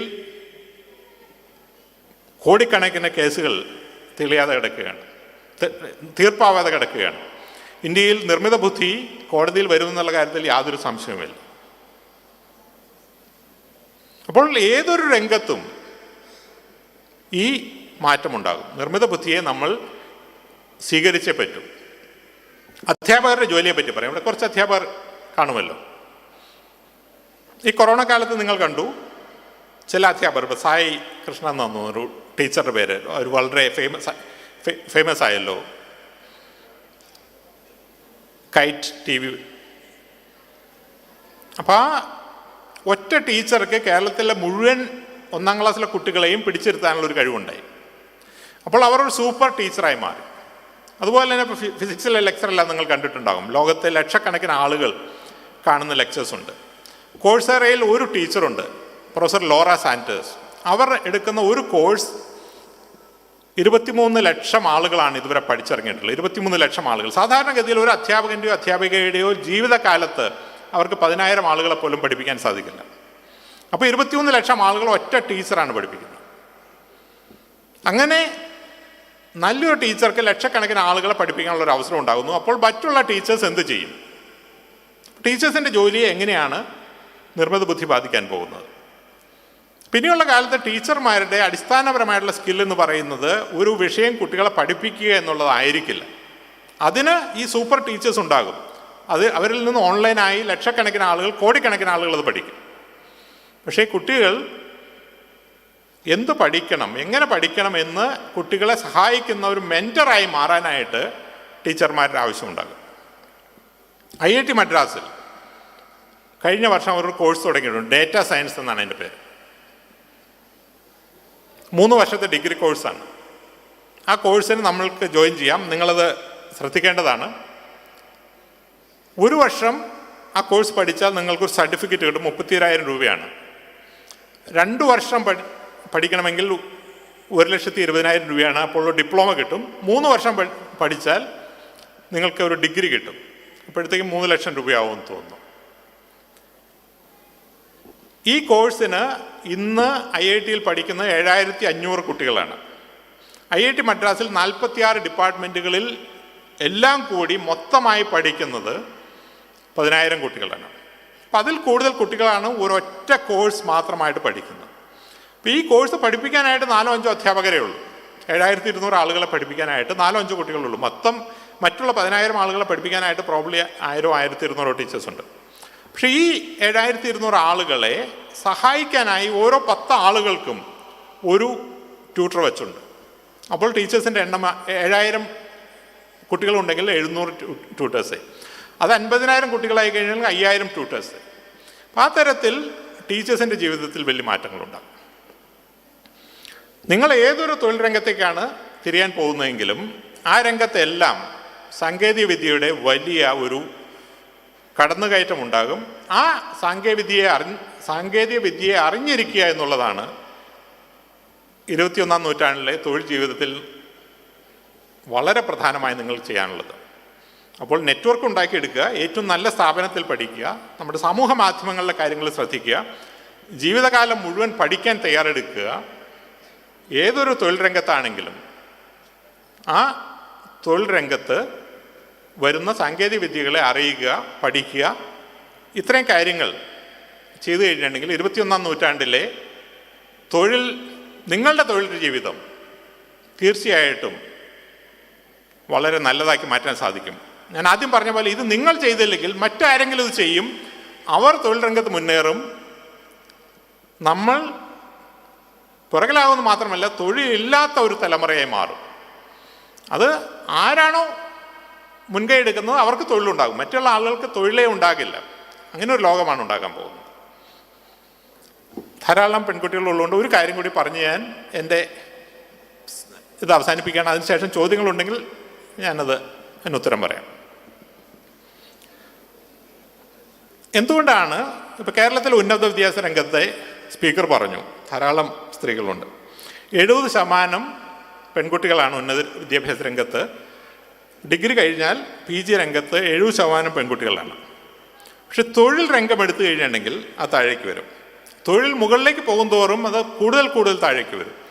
ഒരു കോർപ്പറേറ്റ് ലെവൽ മാനേജിംഗ് ഡയറക്ടർ ലെവലിലേക്ക് വരുമ്പോഴേക്കും സ്ത്രീകളുടെ എണ്ണം വളരെ വളരെ വളരെ കുറവാകും. ലോകത്തിൽ തന്നെ ശരിയാണ്, കേരളത്തിൽ പ്രത്യേകിച്ചും.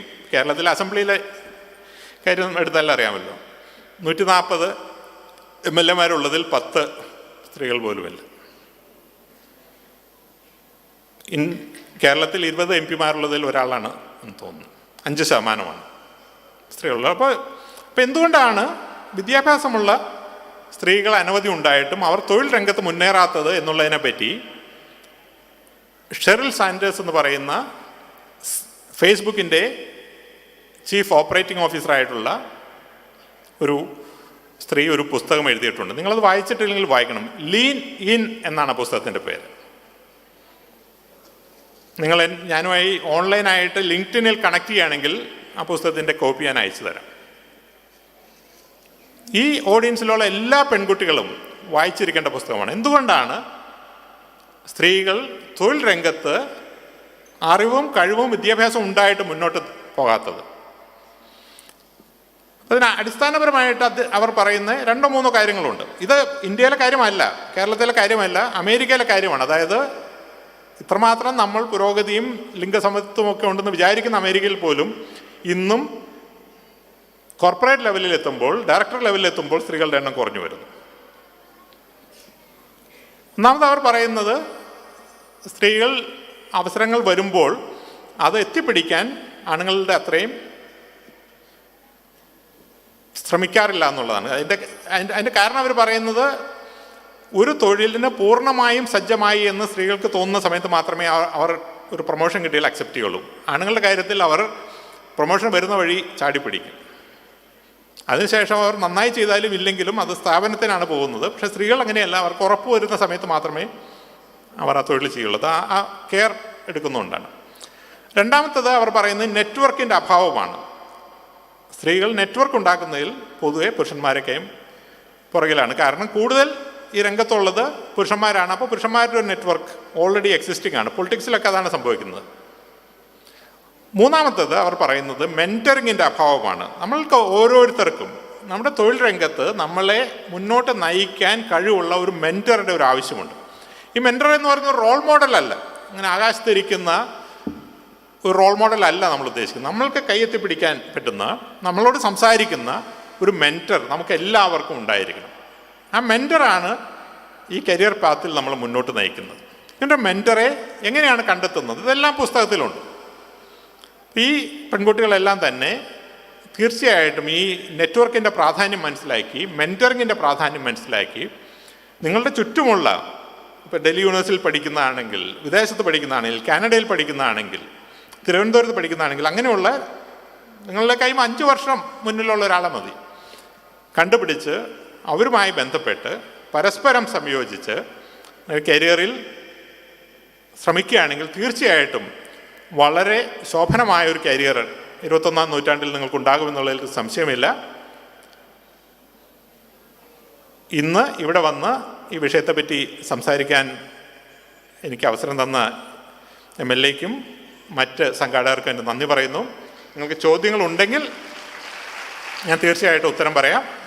നിങ്ങളുടെ സമയത്തിൻ്റെ ഇതെല്ലാം MLA പറയും. എനിക്ക് ബുദ്ധിമുട്ടില്ല. പക്ഷെ നിങ്ങളുടെ സമയവും നിങ്ങളുടെ ഭക്ഷണത്തിൻ്റെയും ഇടയ്ക്ക് ഒന്ന് നിൽക്കുന്നത് ശരിയല്ലാന്ന് എനിക്കറിയാം. അതുകൊണ്ട് നിങ്ങളുടെ ചോദ്യങ്ങൾ ചോദിക്കുക, ഞാൻ ഉത്തരം പറയാം. Thank you. മൈക്കുണ്ടോ? ഓക്കെ.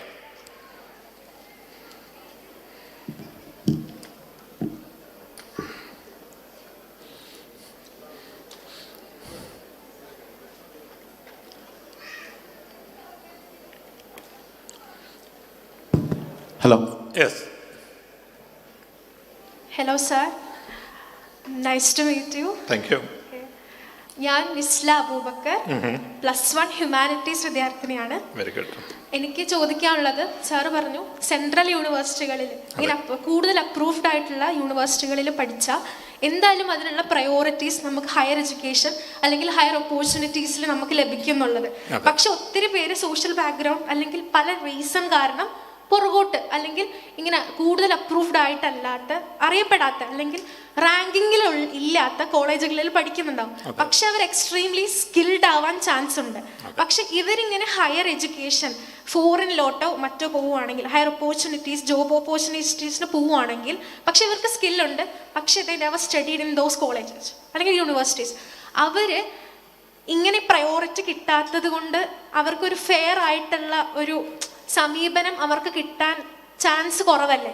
അപ്പോൾ ഈ യൂണിവേഴ്സിറ്റികളിൽ പഠിച്ചൊരു കുട്ടിയുണ്ട്, പക്ഷേ ഈ കുട്ടിയെക്കാട്ടിലും സ്കില്ല് ഒരു പക്ഷേ അല്ലെങ്കിൽ ഒരു സബ്ജക്റ്റിനെ അപ്രോച്ച് ചെയ്യാനുള്ള ഒരു സ്കില്ലും മറ്റു കുട്ടിക്ക്, പഠിക്കാത്തൊരു കുട്ടിക്ക് ഉണ്ടെങ്കിൽ ഇവർക്ക് എങ്ങനെയാണ് ഒരു ഫെയർ ആയിട്ടുള്ള സമീപനം കിട്ടാൻ വല്ല വഴിയുണ്ടോ? അതിപ്പോൾ ഉണ്ടോ എനിക്കറിയില്ല, സോറി ഫോർ ദാറ്റ്. അല്ലെങ്കിൽ അതെങ്ങനെ ഉണ്ടാക്കിയെടുക്കാം, അതാണ് എനിക്ക് ചോദിക്കാനുള്ളത്. കാരണം എല്ലാവർക്കും ഒരുപോലെ പഠിക്കാൻ പറ്റിക്കോളണമെന്നില്ലല്ലോ. Thank you for listening. Thank you. ഇതൊരു വലിയ ബുദ്ധിമുട്ടുള്ള കാര്യമാണ്. കാരണം നമ്മൾ പലപ്പോഴും, ഇപ്പം ഞാൻ ലോകം മുഴുവൻ സഞ്ചരിക്കുന്ന ആളാണ്. എപ്പോഴും ദുരന്ത സ്ഥലങ്ങളിലും യുദ്ധസ്ഥലങ്ങളിലും സഞ്ചരിക്കുന്ന ആളുകളാണ്. അപ്പോൾ പല സ്ഥലത്ത് നമ്മൾ ചെല്ലുമ്പോൾ, ഇപ്പോൾ അഫ്ഗാനിസ്ഥാനിൽ ഞാൻ ചെല്ലുമ്പോൾ അവിടെ യൂണിവേഴ്സിറ്റിയിൽ പഠിക്കാനുള്ള അവസരമില്ലാത്ത കുട്ടികളുണ്ട്. പക്ഷെ അവരുമായിട്ട് സംസാരിക്കുമ്പോൾ IT കാര്യത്തിൽ ഉദാഹരണം എടുത്തു കഴിഞ്ഞിട്ടുണ്ടെങ്കിൽ നെറ്റ്വർക്കിങ്ങിൻ്റെ കാര്യത്തിൽ വളരെ എക്സ്പെർട്ട് ആയിരിക്കും, പക്ഷെ ഒരു സർട്ടിഫിക്കേഷൻ ഉണ്ടാവില്ല. അതേസമയം തന്നെ നമ്മൾ നേരെ തിരിച്ച് ദുബായിൽ ചെല്ലുകയാണെങ്കിൽ അല്ലെങ്കിൽ ബ്രൂണൈയിൽ ചെല്ലുകയാണെങ്കിൽ അവിടെ കുട്ടികൾക്കെല്ലാം സർട്ടിഫിക്കേഷൻ ഉണ്ട്. അപ്പോൾ അന്താരാഷ്ട്ര രംഗത്തേക്ക് അവർക്ക് ജോലി കിട്ടാനായിട്ട് സാധിക്കില്ല. മാത്രമല്ല പലപ്പോഴും അവരുടെ ലോക്കൽ ജോലികൾ പോലും, ഇപ്പം നൈജീരിയയിൽ അവിടുത്തെ ലോക്കൽ സ്ഥാപനങ്ങളിൽ ജോലിക്ക് പോലും അന്താരാഷ്ട്രമായിട്ടുള്ള ആളുകൾ വരുന്നൊരു സാഹചര്യം ഉണ്ടാകും. അപ്പം ഈ ഒരു പ്രശ്നത്തെയാണ് വാസ്തവത്തിൽ ഇവിടെ നിങ്ങളുടെ MLA ഹാൻഡിൽ ചെയ്യാനായിട്ട് ശ്രമിക്കുന്നത്. എങ്ങനെയാണ് ഇപ്പോൾ പെരിന്തൽമണ്ണ എന്ന് പറയുന്ന ഒരു മെട്രോ നഗരമൊന്നുമല്ലല്ലോ. ഇങ്ങനെയുള്ള പ്രദേശത്തുള്ള ആളുകൾക്ക് പോലും അന്താരാഷ്ട്രമായുള്ള ഒരു എക്സ്പോഷർ ഉണ്ടാക്കുന്നത്. ഇതാണ് ആദ്യത്തെ കാര്യം. അതായത് എന്താണ് ലോകമെന്ന് ആദ്യമായിട്ട് മനസ്സിലാക്കാനുള്ള ഒരു അവസരം, അതായിട്ട് ഈ ഒരു സെഷൻ എടുക്കുക. അതിനുശേഷം അതുമായിട്ട് എങ്ങനെയാണ് കണക്ട് ചെയ്യുന്നത് എന്ന് നോക്കുക. അപ്പോൾ ഞാൻ പറഞ്ഞു, സർട്ടിഫിക്കേഷനെ പറ്റി പറഞ്ഞു, ലിങ്ക്ഡിനിലെ സർട്ടിഫിക്കേഷനെ പറ്റി പറഞ്ഞു, സിസ്കോയുടെ സർട്ടിഫിക്കേഷനെ പറ്റി പറഞ്ഞു, ഗൂഗിളിൻ്റെ സർട്ടിഫിക്കേഷനെ പറ്റി പറഞ്ഞു. ഈ സർട്ടിഫിക്കേഷൻ എടുക്കാനായിട്ട് നമ്മൾ അമേരിക്കയിൽ പോകേണ്ട കാര്യമില്ല, നാട്ടിൽ തന്നെ ഇരുന്ന് ചെയ്യാവുന്നതേ ഉള്ളൂ. മറ്റുള്ള ആളുകളുമായിട്ട് ബന്ധപ്പെടുന്നതിനെ പറ്റി പറഞ്ഞു, ലിങ്ക്ഡിൻ വഴി ബന്ധങ്ങൾ ഉണ്ടാക്കുന്നതിനെ പറ്റി പറഞ്ഞു. ഇതിന് നമുക്ക് ഏത് വീട്ടിലിരുന്നാലും ചെയ്യാവുന്നതേ ഉള്ളൂ. ഞാൻ ജനുവയിലിരിക്കുമ്പോൾ അല്ലെങ്കിൽ എൻ്റെ കൊളീഗ്സ് ജനുവയിലിരിക്കുമ്പോൾ സ്ഥിരമായിട്ട് കാണുന്ന കാഴ്ചയുണ്ട്. ലോകത്തെ ഏതെങ്കിലും ഒരു സ്ഥലത്ത് മാലിയിൽ നിന്നുള്ളൊരാൾ ഒരു ഇമെയിൽ അയക്കും. പലപ്പോഴും ഇംഗ്ലീഷൊന്നും പെർഫെക്റ്റ് ഒന്നും ആയിരിക്കില്ല, പക്ഷേ they will make an effort to reach out. അപ്പോൾ അങ്ങനെ ഒരു മെയിൽ വരുമ്പോൾ നമ്മൾ ശ്രദ്ധിക്കും അത്. അപ്പോൾ ഞങ്ങളത് തീർച്ചയായിട്ടും കാലിബ്രേറ്റ് ചെയ്യുന്നുണ്ട്. ഇവർ വരുന്ന സോഷ്യോ എക്കണോമിക് ബാക്ക്ഗ്രൗണ്ട് കാലിബ്രേറ്റ് ചെയ്തിട്ടാണ് നമ്മൾ അവരെ സപ്പോർട്ട് ചെയ്യാനായിട്ട് ശ്രമിക്കുന്നത്. ഇന്ന് പഴയതിലും വളരെ എളുപ്പമാണ്. ഇപ്പോൾ എൻ്റെ ചെറുപ്പകാലത്ത് അത് സാധ്യമായിരുന്നില്ല. ഒരു പോസ്റ്റ് കാർഡിൽ എഴുതി നമുക്ക് വേറൊരു ലോകത്തേക്ക് എത്തിക്കുക, അവരുടെ ഈ അഡ്രസ്സ് പോലും നമുക്കറിയില്ല. ഇന്നങ്ങനെയല്ല. അപ്പോൾ ലോകത്ത് ആരെ വേണമെങ്കിലും നമുക്ക് കോൺടാക്ട് ചെയ്യാം. നമുക്ക് വേണമെങ്കിൽ ബിൽഗേറ്റ്സിനെ കോൺടാക്ട് ചെയ്യാം. നിങ്ങൾ 6 ലെവൽ ഓഫ് സെപ്പറേഷൻ എന്ന തിയറി കേട്ടിട്ടുണ്ടോ? 6 ലെവൽ ഓഫ് സെപ്പറേഷൻ എന്ന് കേട്ടിട്ടുണ്ടോ? 6 ലെവൽ ഓഫ് സെപ്പറേഷൻ പറയുന്നത് വളരെ രസകരമായൊരു കാര്യമാണ്. ലോകത്ത് ഇന്നിപ്പോൾ 7 ബില്യണോളം ആളുകൾ ജീവിച്ചിരിക്കുന്നുണ്ട് എന്നാണ് പറയുന്നത്. ഈ 7 ബില്യൺ ആളുകൾ തമ്മിൽ പരസ്പരമായി ബന്ധപ്പെടാനായിട്ട് ഒരു 6 ആളുകളുടെ അകലമാണ്. ഇപ്പം ഞാനും അമേരിക്കൻ പ്രസിഡൻറ്റും, എനിക്കിപ്പോൾ അമേരിക്കൻ പ്രസിഡൻറ്റിനെ അറിയില്ല, പക്ഷെ ഞാൻ ആരെങ്കിലും അറിയുന്ന ഒരാൾ അമേരിക്കൻ പ്രസിഡന്റ് അറിഞ്ഞിരിക്കും. അങ്ങനെ ലോകത്തുള്ള ഏറ്റവും നമ്മൾ വിചാരിക്കുന്ന ഇപ്പോൾ മംഗോളിയയിലുള്ള ഒരു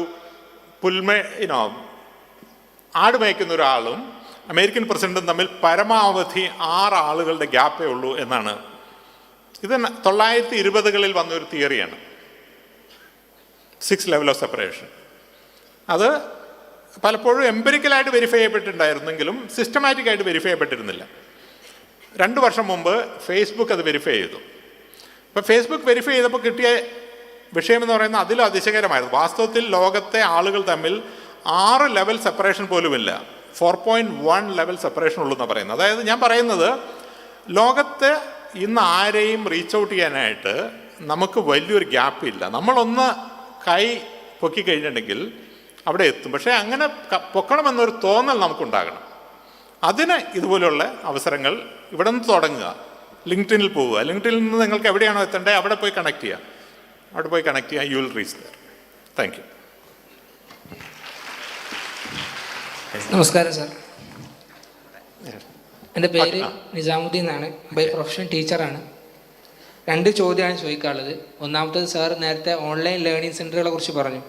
അപ്പം അതുമായി ബന്ധപ്പെട്ട് റീസെൻ്റായിട്ട് ഇന്ത്യയിൽ വന്നൊരു റിപ്പോർട്ടിൽ പറയുന്നുണ്ട്, ഇന്ത്യയിൽ ഒരുപാട് യൂണിവേഴ്സിറ്റികൾ പൂട്ടിപ്പോവും. അതിൽ നമ്മുടെ കാലിക്കറ്റ് യൂണിവേഴ്സിറ്റിയൊക്കെ വരെ പൂട്ടിപ്പോകും എന്നുള്ള റിപ്പോർട്ടാണ് പറയുന്നത്. അപ്പോൾ ഇത്തരത്തിലൊരു ഓൺലൈൻ ലേണിംഗ് സെൻ്റർ അല്ലെങ്കിൽ ഡിജിറ്റൽ ലിറ്ററസി വരുമ്പോൾ നമ്മുടെ നാട്ടിലെ കുട്ടികൾ അതിനെങ്ങനെയാണ് ബാലൻസ് ചെയ്യേണ്ടത്? രണ്ടാമത്തെ ചോദ്യം, ജെ.എസ്. അടൂർ സാറിൻ്റെ ഒരു സെഷനിൽ കേട്ടതാണ്. അപ്പോൾ നമ്മുടെ നാട്ടിലെ കുട്ടികളുടെ പ്രധാനപ്പെട്ട ഒരു വിനോദമാണ് 50 ലക്ഷം 60 ലക്ഷം കൊടുത്ത് വിദേശത്ത് പോയിട്ട് പഠിക്കുക. പക്ഷേ അതൊരിക്കലും അവർക്ക് വിദേശത്തെ നല്ല യൂണിവേഴ്സിറ്റികൾ ഒരിക്കലും എത്തിപ്പെടാൻ സാധിക്കില്ല. അപ്പോൾ അദ്ദേഹം പറയുന്നത് ആ പൈസ ഇന്ത്യയിൽ കൊടുത്ത് ഇവിടെ പഠിക്കുകയാണെങ്കിൽ ഇൻവെസ്റ്റ് ചെയ്യുകയാണെങ്കിൽ അതിനേക്കാളും കൂടുതൽ നമുക്ക് ലാഭം ഉണ്ടാക്കാൻ കഴിയുന്നതാണ്. അപ്പോൾ ഇത്തരത്തിൽ ലോകത്തിലെ ഫസ്റ്റ്, സെക്കൻഡ്, തേർഡ് റാങ്കിങ്ങിലുള്ള യൂണിവേഴ്സിറ്റിയിലേക്ക് എത്തിപ്പെടാൻ സാധാരണക്കാരായ കുട്ടികൾ എന്തൊക്കെ കാര്യങ്ങളാണ് ചെയ്യേണ്ടത്? Thank you. ആദ്യത്തെ കാര്യം, ഇന്ത്യയുടെ പുതിയ എഡ്യൂക്കേഷൻ പോളിസി പ്രകാരം അതിൻ്റെ കരടിൽ കൃത്യമായിട്ട് പറഞ്ഞിരുന്നു. അതായത് ഇന്ത്യയിലെ യൂണിവേഴ്സിറ്റികൾ പൂട്ടിപ്പോവുകയല്ല, വാസ്തവത്തിൽ ഇത് ഇരട്ടിക്കുകയാണ് ചെയ്യാൻ പോകുന്നത്. ഇന്ന് 1000 യൂണിവേഴ്സിറ്റികളുള്ളത് 2000 യൂണിവേഴ്സിറ്റികളാക്കും എന്നാണ് ഇന്ത്യയുടെ പുതിയ എഡ്യൂക്കേഷൻ പോളിസിയുടെ കരടിൽ പറഞ്ഞത്. ഫൈനലായി കഴിഞ്ഞപ്പോൾ ആ നമ്പർ അവർ എടുത്തു കളഞ്ഞു. പക്ഷേ യൂണിവേഴ്സിറ്റികളുടെ എണ്ണം കൂട്ടുമെന്ന് തന്നെയാണ് പറഞ്ഞത്. പക്ഷെ അവർ കൂട്ടുമെന്ന് പറഞ്ഞത് അഫിലിയേറ്റഡ് കോളേജുകളാണ്.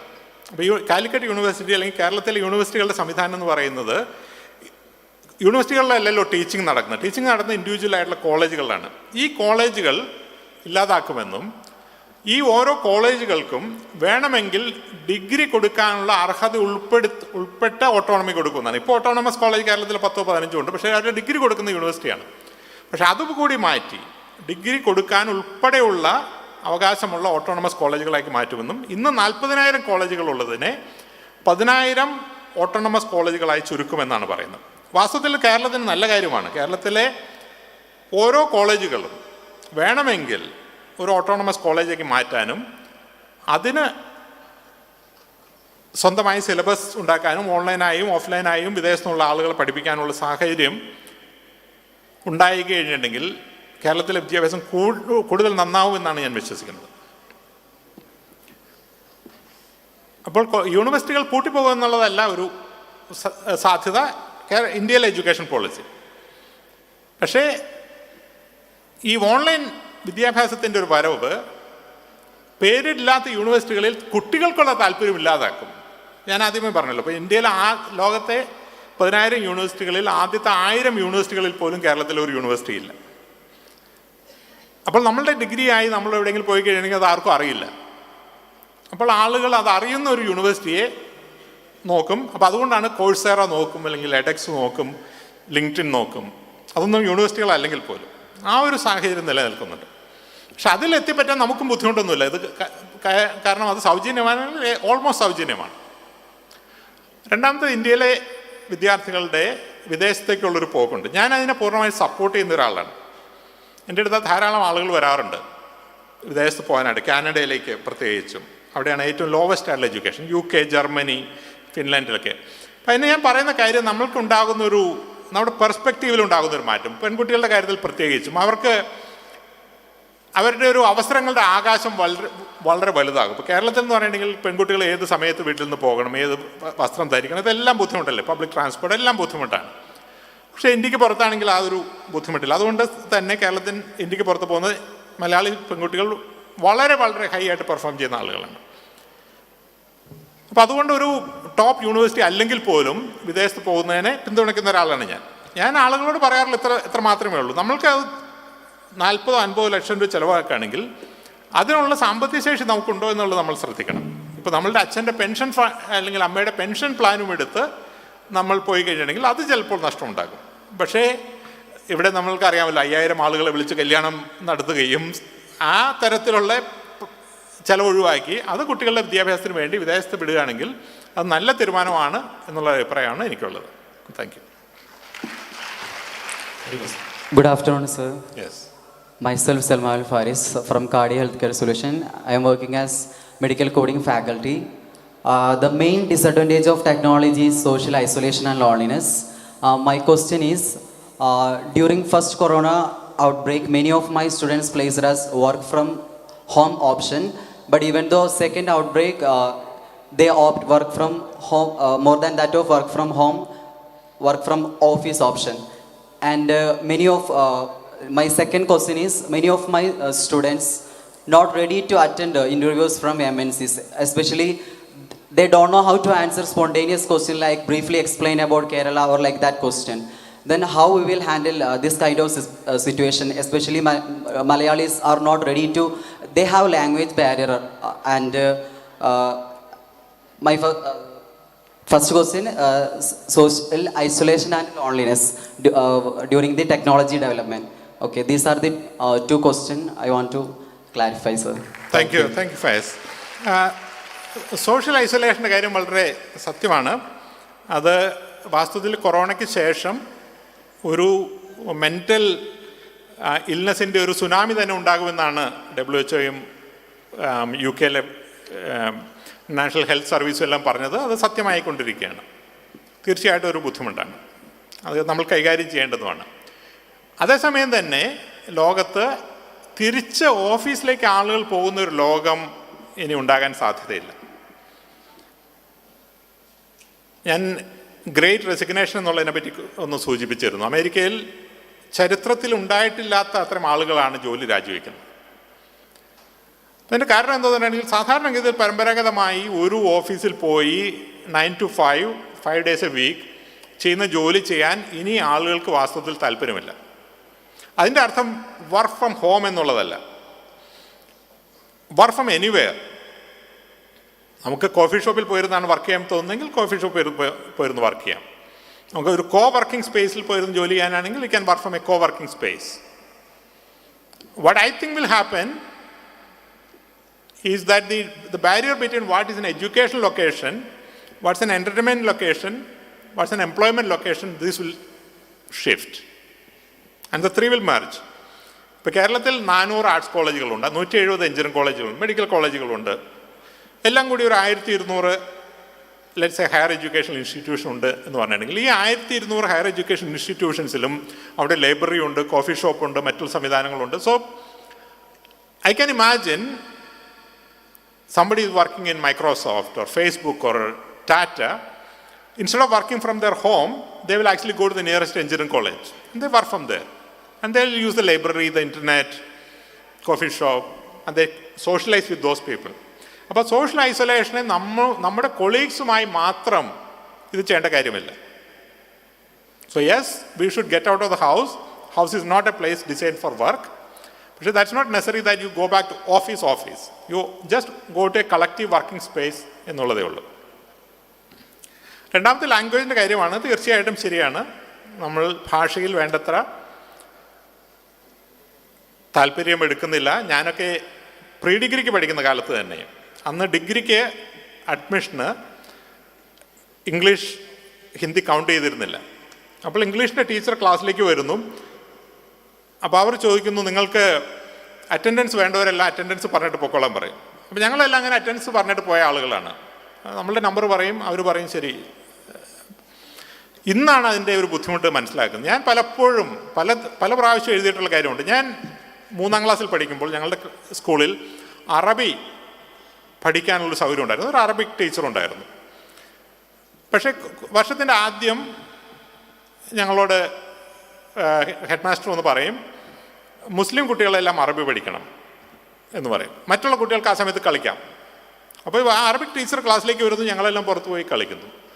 അന്ന് എൻ്റെ വീട്ടിൽ ആരെങ്കിലും ദീർഘദൃഷ്ടിയുള്ള ആരെങ്കിലും ഉണ്ടായിരുന്നെങ്കിൽ അവർ പറയുകയാണ്, മോനെ നീ കൂടി അറബി പഠിച്ചു കഴിഞ്ഞാണെങ്കിൽ ഇനിയുള്ള കാലത്ത് ഗുണമാകും എന്ന് പറഞ്ഞിരുന്നെങ്കിൽ എനിക്ക് വ്യക്തിപരമായി, ഞാൻ അതിന് ശേഷം മസ്കറ്റിൽ പോയി ഞാൻ അറബി പഠിക്കാനുള്ള ശ്രമം നടത്തിയിട്ടുണ്ട്. എനിക്കൊരു സുഡാനി ടീച്ചറൊക്കെ ഉണ്ടായിരുന്നു. എനിക്ക് തൊഴിലിൽ വലിയ മാറ്റം ഉണ്ടാകുമായിരുന്നു.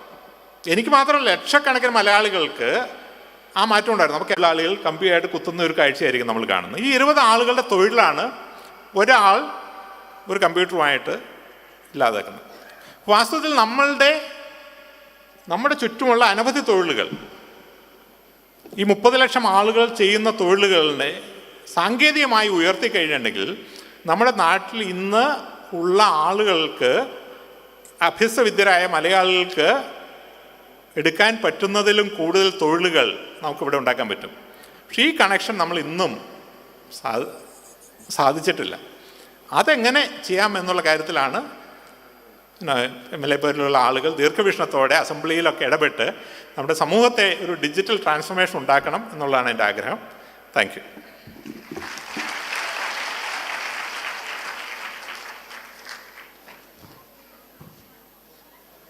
വളരെ നന്ദി പറയുകയാണ്. കാരണം പെരിന്തൽമണ്ണയിലേക്ക് പ്രിയപ്പെട്ട മുരളി സാറിന് നമുക്ക് ലഭിച്ചത് തീർച്ചയായിട്ടും ഒരു ട്രാൻസ്ഫോർമേഷനുള്ള ആദ്യത്തെ പടിയാണ് എന്ന് ഞാൻ മനസ്സിലാക്കുന്നു. നിങ്ങളെല്ലാവരും എൻജോയ് ചെയ്തില്ലേ? ഓക്കെ. വിശപ്പ് എങ്ങനെയുണ്ട്? നല്ലോണമുണ്ടോ? എന്നാൽ കുറച്ചുകൂടി നിങ്ങൾ കാത്തിക്കണം. കാരണം നമ്മൾ ഏറ്റവും പ്രധാനപ്പെട്ട ഒരു അതിഥി കൂടി നമുക്കുണ്ട്. നിങ്ങളെ ഫ്ലൈ ചെയ്യാൻ വേണ്ടി ഇന്ധനമായി നിൽക്കുന്ന, നമ്മുടെ ഈ പ്രോജക്റ്റിനെ മുഴുവനും ലീഡ് ചെയ്യാൻ പോകുന്ന നമ്മുടെ പ്രിയപ്പെട്ട അതിഥിയാണ് അനീഷ് അച്യുതൻ. മലയാളികൾക്ക്, പെരിന്തൽമണ്ണക്കാർക്ക് ലോകത്തിന് മുമ്പിൽ അഭിമാനിക്കാവുന്ന അനീഷിൻ്റെ ഒരു ചെറിയ ഇൻട്രാക്ഷൻ കൂടെ നിങ്ങൾക്ക് വേണ്ടിയുണ്ട്. അത്